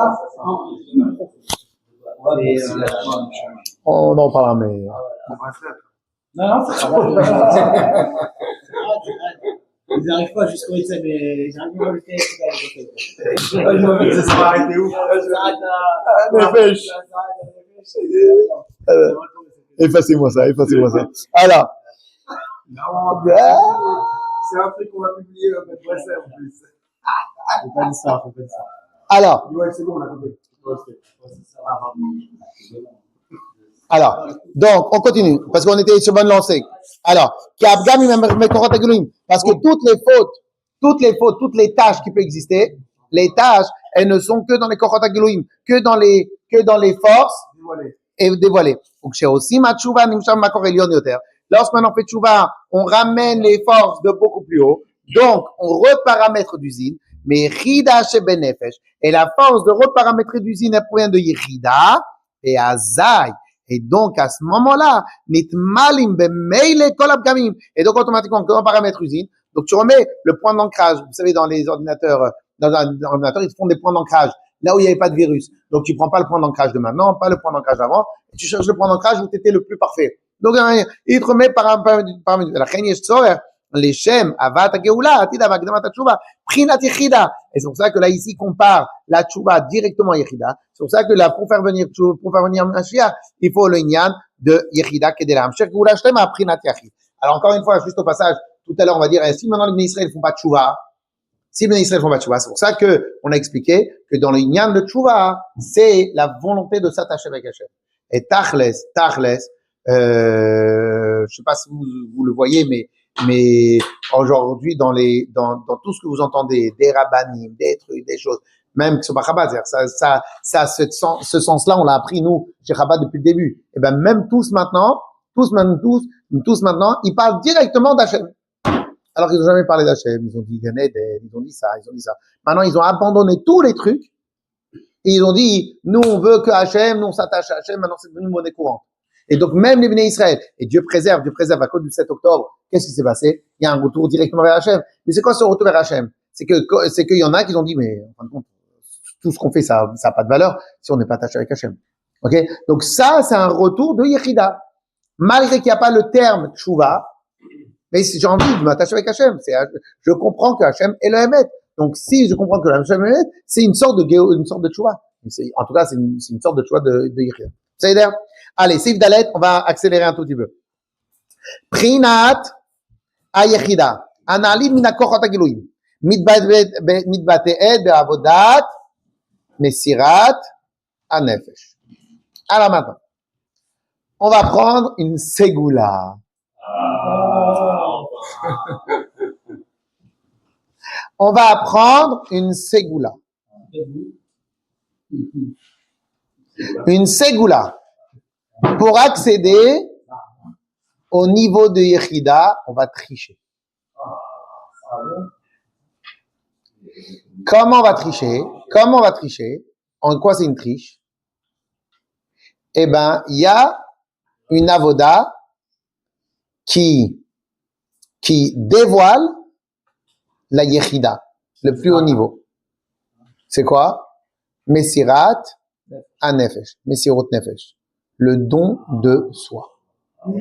L'effacement de soi pour que la lumière d'Hachem se révèle. Et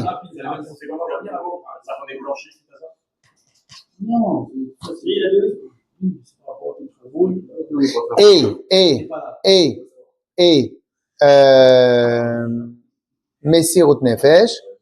Et donc et pourquoi maintenant on a une des choses qu'on va, parce que dans Mesirut nefesh, il y a l'effacement de soi-même. Et il n'existe aucune logique à l'effacement de soi-même. Tout être sur terre, la première chose qui l'inquiète et la première chose qu'il recherche activement, c'est son existence. Dès que son existence est remise en cause, alors on a étudié la semaine dernière qu'il y a plusieurs niveaux d'existence. Je vais vous donner un exemple, que quelqu'un qui a 60 ans, on lui dit, gagne 10 ans de vie, mais tous les 10 millions que tu as travaillé toute ta vie, ils seront perdus et tu pourras rien faire hériter à tes enfants. Ou bien, tu rends ton âme tout de suite. Par contre, toutes les 10 millions que tu as dans ton compte en banque, t'inquiète pas, tes enfants vont les hériter et vont pouvoir le faire fructifier. On va pas vous poser la question, qu'est-ce que vous aurez préféré? Option A, garder la vie, ou option B, et transmettre à ses enfants. Je peux vous assurer qu'il y en a qui vont peut-être choisir. Je peux vous assurer qu'il y en a qui vont peut-être prendre la deuxième option. Pourquoi? Raison numéro un. Entre perdre 10 ans ou 20 ans de ma vie, ou perdre, c'est donner aux enfants, c'est pas grave si je meurs maintenant. Ok, Dieu préserve, qu'on n'ait jamais ce besoin. Ok? Hein? Si je dois pas déjà. Quand t'as 60 ans, Hein? Non, moi j'aurais tendance à aller sur la deuxième, là, comme ça, je sais pas si c'est un piège. Alors, pourquoi dans la logique, tu vas dire la deuxième? Pour première raison hyper logique. C'est quoi? C'est que toi, pour avoir les 10 millions, tu as travaillé 60 ans. Donc, pour avoir 20 ans, tu vas perdre des 60 ans. Déjà, il y a un problème de logique. Deuxièmement, en donnant les 10 millions à tes enfants, ton nom va plus perdurer que ce que tu as vécu. Tes enfants, toute leur vie et toute la vie de tes petits-enfants, quand ils vont être contents d'être dans des belles maisons et d'avoir une bonne situation, ils vont dire merci papa, merci papi. Donc, en fin de compte, en effacement de toi-même, tu vas gagner plus. Oui ou non? Donc, cela veut dire que même des fois, c'est pas tout le temps quand tu t'effaces qu'il y a un Messirut Nefesh. Des fois, l'effacement, c'est pas Messirut Nefesh. Parce que dans ton effacement, tu vas gagner plus de toi. Donc, en fin de compte, tu effaces que la vie, mais tu effaces pas ton existence. Donc là, ça reste logique. C'est pour ça qu'on avait étudié que le plus grand Messirut Nefesh, c'était le Messirut Nefesh de Avraham Avinu. Pourquoi le plus grand Messirut Nefesh est le Messirut Nefesh d'Avraham Avinu? Parce qu'il allait perdre tout. Ok? Donc là, on parle du Messirut Nefesh Amiti. C'est-à-dire que, très vrai. C'est-à-dire que tu t'effaces toi-même pour le nom d'Hachem, sans aucun calcul. Quand tu fais ça, tu triches, tu sautes des étapes, et tu sautes directement de tout ce qui est révélé, tu passes direct à Neila Yom Kippour. Juste comme ça, pour vous dire que c'est pas une phrase en vain que je dis, on raconte une histoire très intéressante. Il y avait un juif qui tenait une auberge, il a été arrêté par son seigneur, parce qu'il avait plus d'argent, etc. Le seigneur l'a enfermé, lui et ses enfants, et je sais pas pour quelle raison, il y a eu un pari, je me rappelle plus les détails de l'histoire, je connais la fin de l'histoire, et il était à une fête, il a dit, celui qui tient plus, qui sait danser, qui fait plus de l'Echaim, qui sait mieux danser que mon Ivan, eh ben, je le sors de prison. Ok? Qu'est-ce qu'il a fait? C'était un vieux chassid, il a dit, je peux pas laisser Moïse Chalet, qui soit comme ça avec sa famille en prison. Je peux pas, c'était en plus la veille de Kippour, je peux pas le laisser comme ça. Il est parti, il a fait l'Echaim, et il a dansé, et il a tenu plus que le Ivan. Il a dit, ok, vous pouvez sortir. Il est arrivé Yom Kippour dans la salle je crois que c'était le Dan Mohamed Saïd, ou un des grands premiers rabbins. Il est venu, il a levé toute la salle, et il a chanté, et il a chanté tout le monde en plein Yom Kippour, en plein truc, et tout, etc. C'est-à-dire, tout le monde est en mode hyper sérieux. Lui, il est venu, il les a levés, il a dansé, ils ont fait des coulées. Et qu'est-ce qu'on dit? Tout le monde a commencé à dire, qu'est-ce qui se passe? On est Yom Kippour. Le rabbi, il a répondu, quand on arrive au début de Yom Kippour, au niveau de Neila déjà, Yom Kippour pour toi, c'est une blague. Ok? Ça veut dire quoi? Qu'en vérité, tu peux arriver à un niveau de Neila sur Yom Kippour. Mais c'est Rout Nefesh. Lorsque maintenant tu arrives à t'effacer totalement pour l'autre frère juif, pour la volonté de Hachem, c'est fini. T'as sauté les étapes. T'as triché. T'as sauté les étapes. Ok? Chez la reine, Avodat Messirut Nefesh. Alors, non. Donc, c'est au-delà de tous les canaux habituels. Tu as fait sauter les étapes. Parce qu'en vérité, dans l'intellect, ça n'existe pas de l'effacement de soi-même. Ça n'existe pas. Tu es prêt à t'effacer que si maintenant tu as plus existé en t'effaçant. Ok? Ve amitit. Lo leshem sachar. Pas parce que tu as un salaire. Et la force de faire Messirut Nefesh provient de Yechida. Chez la reine Avodat Messirut Nefesh idavka bedorot ikvet ad Mashiach. Alors maintenant, sachez que toute notre génération, c'est Avodat Messirut Nefesh à plein gaz. Full option. Almenat, les galotes, et Prinat Yechida, afin de révéler Prinat Yechida. Et c'est pour ça que le rabbi, j'avais déjà dit à plusieurs reprises, c'est pour ça que le rabbi, il a tellement insisté à faire des projets qui nous sortent de notre confort, à faire Avodat Tzedaka qui nous sort de notre confort, etc. Comme on avait dit la dernière fois, quand quelqu'un à l'époque, en Russie, il faisait un mikvé, il risquait de mourir. Il risquait le goulag, il risquait toute sa vie. Aujourd'hui, quelqu'un qui fait un MIV ou quelqu'un qui fait un grand projet, qu'est-ce qu'il risque? De devoir de l'argent. Il risque de devoir de l'argent. C'est tout ce qu'il risque. Ah, mais pourtant, l'argent, c'est tellement prise de tête que ça te rend fou, ça te rend dingue. Ok, alors tu vas faire Messirut Nefesh. En tout cas, quoi qu'il arrive, c'est vrai que le Rabbi il a tellement insisté pour faire des projets, il a tellement insisté pour dépasser ses limites, parce qu'en fin de compte, quand tu rentres dans une route, dans un enchaînement, dans un cycle de Messirut Nefesh, et ben, en fin de compte, tu dépasses constamment, tu accèdes directement à des autres niveaux. Ok? Ve'am shebechol et haya tzoreh b'mesirut nefesh, malgré qu'à chaque génération il y avait besoin de Messirut Nefesh, je saute la parenthèse, lo haya echad de Messirut Nefesh bepoel. À l'époque, il n'y avait pas tout le temps Messirut Nefesh bepoel. Sheken avoda bepoel, i bekiyum haTorah mitzvot. Le travail, il était sur kiyum mitzvot, l'accomplissement de mitzvot, vers Messirut Nefesh, rak, bekoar b'avodat haTorah mitzvot. Par contre, le vrai Messirut Nefesh, il était que dans le potentiel dans le Torah mitzvot. Garé prinat yichida, mais nefesh rencontre shama chaya. Et donc, quand tu fais Messirut Nefesh juste dans les mitzvot, dans ta vie de tous les jours, et tu essaies de t'impliquer complètement. Donc, c'est Messirut Nefesh, mais qui passe à travers les canaux habituels. Ok? Ah, aval bekveit ad Mashiach. Par contre, dans la génération avant Mashiach, כשנדרשת מסירות נפש כהקדמה לגילויים דלעתיד. Lorsque maintenant on nous exige vraiment Messirut Nefesh. Eh ben, c'est pour ça que le Rabbi, c'est le plus grand Rabbi de toutes les générations. D'abord parce que c'est le Melech HaMashiach, et à part ça, il a exigé de ses élèves vraiment Messirut Nefesh dans tous les domaines. Dans tous les domaines. Depuis que les shluchim, ils sont shluchim, donc partout, pas seulement, les Bet Chabad, ils sont pas seulement dans les endroits où il y a déjà du potentiel, les Bet Chabad sont dans des endroits où il y a zéro, il y a rien. Pas seulement dans les beaux quartiers. Ok? Là où il y a rien. Aval, pourquoi? Parce que tu as besoin d'aller dans les endroits, te pousser au-delà de tes forces, au-delà de la logique, au-delà de tous les pronostics, au-delà de toutes les études de terrain, les études de marché. Donc on va révéler la lumière, la réelle lumière. Donc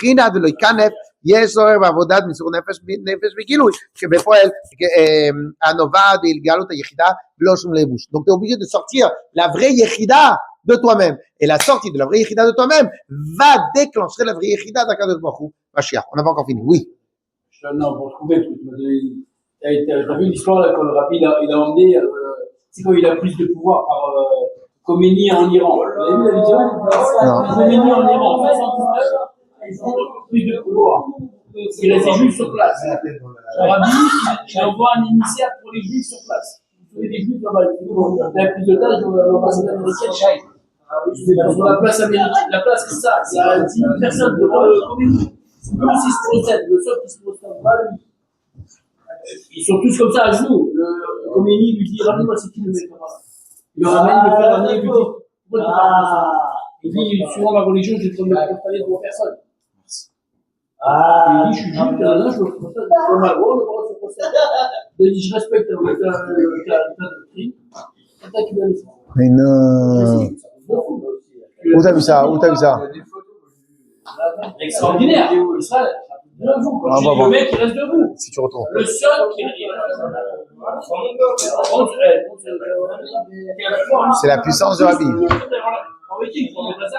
Il se plie devant la comédie. Il se couche devant la comédie. Le seul qui reste debout. Il a fait tâche. Il a mis ce qui celui-là. Voilà, c'est debout. Oh, rachat. Lumière. Mais Messirut Nefesh bepoel, dans le Messirut Nefesh bepoel, Atzma, Gam Kayemet Dargot. Même dans le Messirut Nefesh, il y a plusieurs niveaux. Yesh Omnam Moser Nafsho Aval Messirut Nefesh Atzma Eto B'Mididah V'Gbala. Il y a des gens qui quand ils font Messirut Nefesh, c'est un Messirut Nefesh mesuré, pas intéressé, mais mesuré. Kol Emat Magia Liado Inyan Shetorah Mitzvot הקרוב במסירות נפש, הוא מעיין בשולחן ערוך, ואם על פי שולחן ערוך הוא מחייב למסור נפשו, הוא מחויב למסור נפשו על דבר כזה, אזי הוא מוסר את נפשו. Donc qu'est-ce qu'il fait? Il fait une mesirout nefesh mesurée, c'est-à-dire si on m'ordonne de faire mesirout nefesh, je fais mesirout nefesh. Si maintenant je regarde dans le shulchan aruch, il y a marqué qu'il faut que je fasse mesirout nefesh, je fais mesirout nefesh. Amitit inyan mesirout nefesh. C'est bon, non, on va comprendre inyan. Amitit inyan mesirout nefesh. Le vrai Messirut Nefesh, regardez comment le rabbi il est absolutiste. Le vrai Messirut Nefesh, liot masur le Akadosh Baruch Hu lelo shum agbalot, d'être complètement transmis à Hachem sans aucune limite. Rak az a Messirat Nefesh na'alit de gamre mitam da'at lelo kol cheshbonot. C'est seulement là, à ce moment-là, que le Messirut Nefesh, il dépasse absolument toutes les choses. Une fois, le rabbi, les misnagdim, Avrom, les misnagdim, ils ont pris une fois une phrase que le rabbi a dit. Le rabbi avait dit dans la chose, on peut pas à chaque fois qu'on vous dit de faire quelque chose, on peut pas à chaque fois entendre des gens qui vous disent, on va regarder dans Shulchan Aruch, s'il faut faire, s'il faut pas faire, c'est un truc. Il fait comment? À chaque fois qu'on m'a dit que vous allez d'abord regarder dans Shulchan Aruch, les misnagdim, ils ont pris ça, hein, et ils ont dit, voilà ce que le rabbi des Chabad, il dit. Il est contre le fait qu'on regarde dans le Shulchan Aruch d'abord. Là, maintenant, vous avez compris ce que le rabbi dit. Le rabbi le connaît par cœur. Non, pas que ça. C'est que dans ton mouvement de Messirut Nefesh, le Messirut Nefesh, il doit être absolu. C'est quoi il doit être absolu? On raconte, chez les Chassidim, il y avait plein de petites histoires avec le tsar. Alors, c'est comme ça que c'est tenu chez les Chassidim. Je sais pas si c'était bien mettre comme ça, en Russie, mais a priori, il y avait de fortes chances que c'était comme ça en Russie. Une des choses, une fois, il y avait deux ou trois rois qui voulaient voir à combien leurs soldats, ils étaient prêts à tout pour leur tsar. Ok? Le premier, ils sont arrivés, ils ont dit, jette-toi par la fenêtre. Le premier a fait, le deuxième, je sais pas qu'est-ce qu'il a dit. Et après, le troisième, il a dit au tsar, de quel étage? De quel étage? C'est quoi de quel étage? C'est que, de quel étage? Juste de quel étage? Vous voulez quel étage que je me saute? Ok? On a d'autres histoires. Une fois, on va commencer les Chassidim racontent qu'une fois il y avait, et les soldats ils étaient alignés comme ça, c'était en hiver, et le tsar il a mis du temps pour venir. Parce que le tsar c'était un empereur, c'était autre chose. Donc le tsar il avait mis du temps pour arriver. Et un des chassides, il avait tourné la tête à droite. Et à cause du froid, il est bloqué. Quand le tsar il passe, les têtes, tous sont alignés tout droite, sauf lui. Il s'arrête et fait, qu'est-ce qui s'est passé? Ça fait longtemps qu'on est là avec le froid. Fait te savoir que je viens aurait dû te réchauffer. On enlève la tête. Ok? Ah oui. C'est des légendes, c'est des histoires de chassidim, peu importe. L'idée, elle est que si Béhémet, pour toi, t'avais cette ira du tsar, tu trouves la solution. Donc, en fin de compte, c'est parce que t'es mesuré. C'est quoi tes mesures? Je pense que le tsar, il va comprendre que je peux être en état d'échec. Le tsar peut comprendre que je peux ne pas réussir. Non. Ça, c'est quand tu mesures. Le tsar peut comprendre que j'ai mal au cou. Ah non. Si toi, t'avais un vrai Messirut Nefesh, même jusqu'à la dernière ligne, tu fais Messirut Nefesh complet. Donc, en fin de compte, le mouvement d'absolu. Donc, en fin de compte, si à chaque fois tu regardes dans le Shulchan Aruch, si d'abord tu vas demander à ton Rav, est-ce que vraiment il faut que j'y aille, il faut que j'y fonce? Donc, si déjà tu demandes à ton Rav, c'est que déjà tu as un problème sur l'histoire. À l'époque, j'avais charrié 2 ou 3 Machorim que ils avaient accepté un poste à la yeshiva de Brunois en tant qu'enseignant. Je dis, mais qu'est-ce que vous faites? Non, c'est il y a un seul poste pour un Machoy yeshiva, c'est Shliach du Rabbi. Et ils t'ont dit, oui, mais là aussi, mais non. J'ai demandé au Rabbi, je me rappelle encore, j'ai demandé au Rabbi. Je lui dis, ok, t'as demandé au Rabbi si tu voulais être Shliach ou prof à la yeshiva. Pourquoi t'as pas demandé cordonnier? Je veux être prof, ou cordonnier. T'as pas demandé cordonnier. Parce que dans ta tête à toi, ça n'existe pas l'idée de cordonnier. Donc ça devrait pas exister chez toi l'idée de autre chose que Shliach du Rabbi. Alors bien sûr, non, quand on enseigne à la yeshiva, on est aussi un Shliach du Rabbi, etc. Pourquoi pas? Très bien. Et voilà l'idée. C'est qu'en fin de compte, il doit même pas y avoir une autre option dans ta tête. Il n'y a pas d'autre option qui existe. Parce que même si tu as fait Messirut Nefesh en enseignant, à part si pour toi, tu sais qu'il y a que ici que t'es bon, que tu sais très bien que être Shaliach, tu vas perdre ton temps. Parce que t'es pas bon. Mais par contre, dans l'enseignement, tu adores enseigner, peut-être que c'est vraiment Messirut Nefesh. Donc là, ça va se révéler aussi dans ton enseignement. C'est-à-dire, tu vas être H24, etc. Le Rabbi Tzrak Nemanov, il attrapait des Bachorim à 2h du matin, 3h du matin. T'imagines un endroit où le grand directeur, il vient régulièrement à 2h du matin, 3h du matin. Il vient, il revient à 7h du matin après. Il revient régulièrement. Et lui, de sa vie, il voulait pas faire ça. Il voulait pas faire ça. Il voulait faire un autre métier. C'est le Rabbi qui lui a dit de prendre de prendre la relève de son père. Donc, comme lui, c'était un vrai chassid, donc pour lui, si le Rabbi dit, puisque maintenant le Rabbi m'a dit, je suis responsable de Sene Shabbat, pas de limite. Pas de limite. Pas de limite.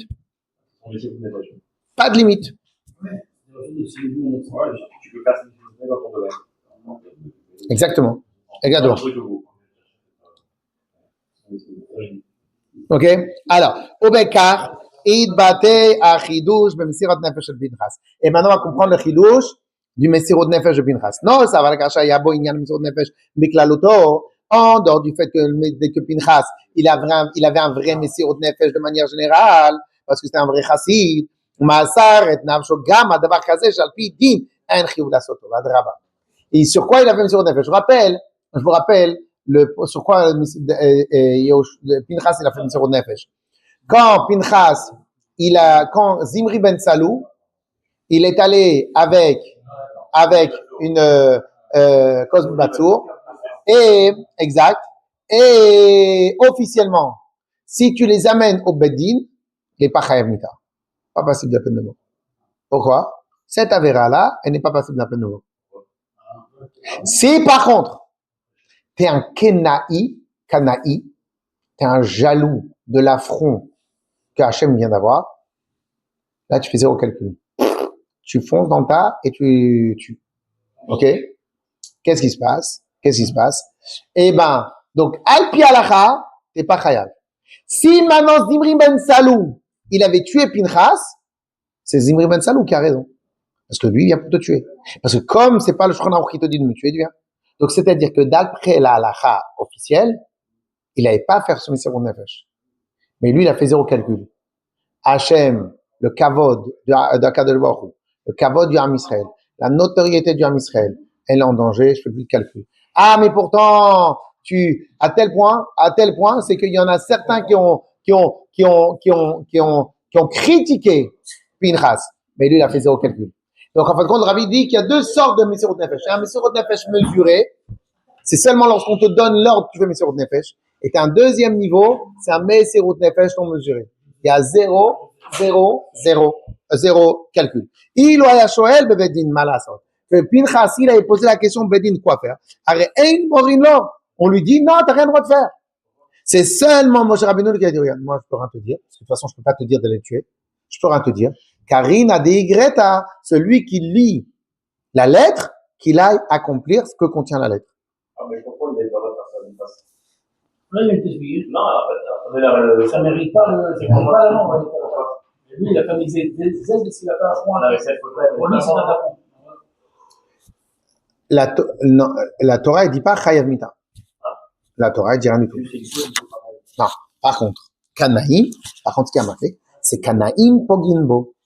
Les jaloux d'Hachem, et ils le font. Mais comme c'est les Moudjahidines. Et comme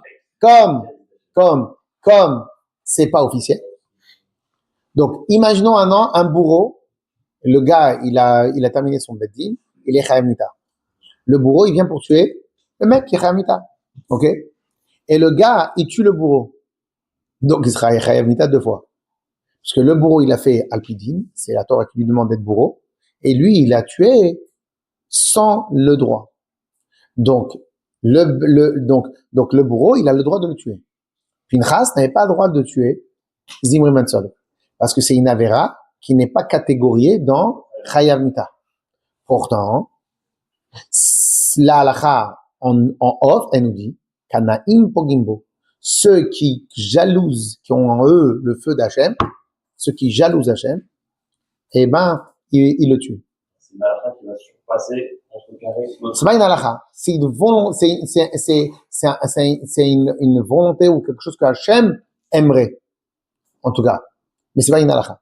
Donc tu vois bien qu'il y a 2 sortes de Mesirot Nefesh. Il y a le Mesirot Nefesh lorsque maintenant j'ai l'ordre, alors j'y vais à fond la caisse. Et si j'ai pas l'ordre, j'y vais pas. Et il y en a un autre qui fait zéro calcul. Zéro calcul. Ok? ולא אומרים לו שום דבר, ורק עניים פוגינו. זהו הרי עניין של מתים, מסירות נפש. Ça, c'est du מסירות נפש.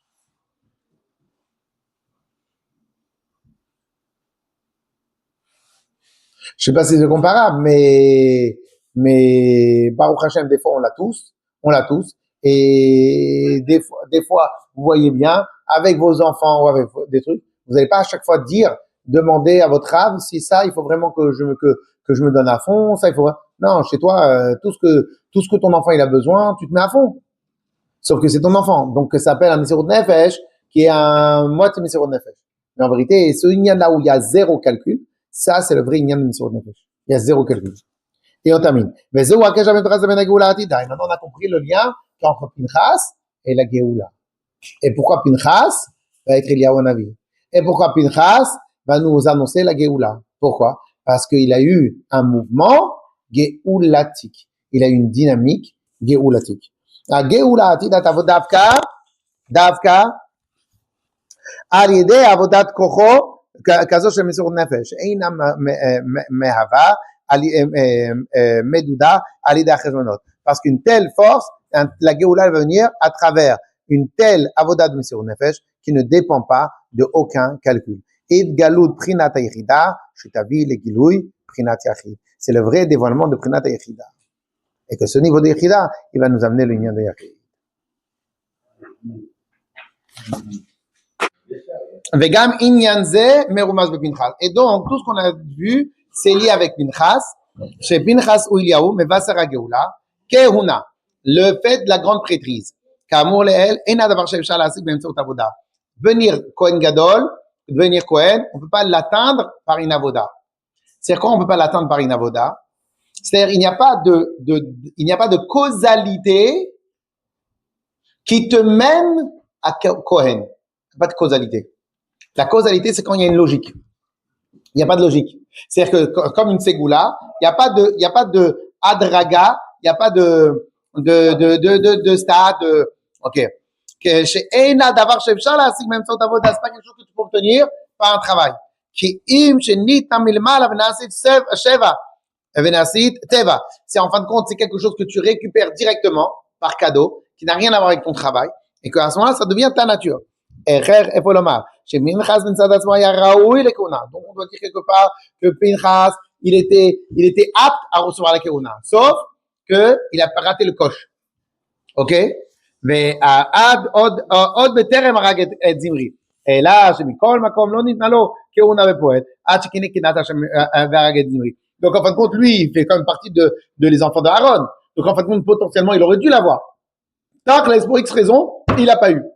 Maintenant, lorsque déjà Keuna milmala tagia elav alidei avodato. Donc en fin de compte, lui, à travers son mesirout nefesh, il a explosé tous les strates, tous les niveaux, toutes les choses, et il a accédé, comme on a vu tout à l'heure, on accède Yechida, c'est un niveau qui dépasse de loin tous les autres kohot. Ve'ardavar nirmaz gam pasuk ineni noten lo et beriti shalom. Et donc ça, on comprend ça du pasuk que je lui donne shalom. Shalom ou ichud nigudim.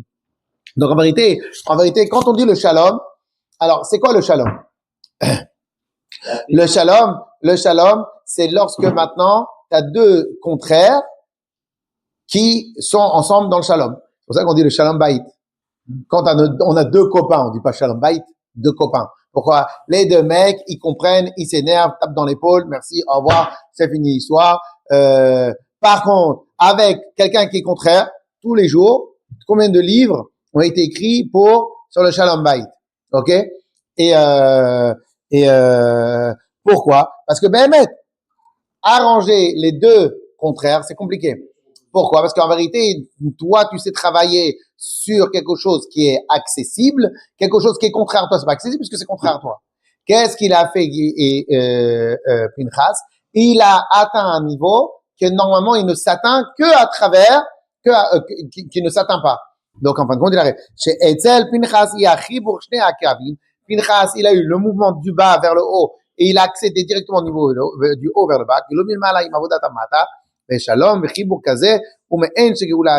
Et ça, ça ressemble aussi à la Géoula, que lorsqu'on va avoir la Géoula, on va avoir la Kedusha au top, avec le matériel au top. Donc, on va voir l'union des deux contraires. Pinchas ou Eliaou, c'est où il va faire Aléha, Bekor Mamash. C'est pour ça qu'on dit que Pinchas c'est du David. Pourquoi? Alors, je vous rappelle une chose qu'on avait dit à l'époque où on faisait le Mahamar de Bati Legani. On a expliqué dans Bati Legani que Bati Legani, c'est, que la shtout de Gdusha, la folie dans la Gdusha, nous amène à la Gdusha, nous amène à accéder à Hachem. Alors, j'avais posé la question pourquoi? Parce qu'en vérité, c'est illogique que la Gdusha se retrouve dans le matériel. C'est illogique. Mais, et on avait dit que c'est quoi je sais pas si vous vous rappelez de ce ligne-là, quel est l'archétype de la dinguerie? L'archétype, c'est l'apogée de la folie.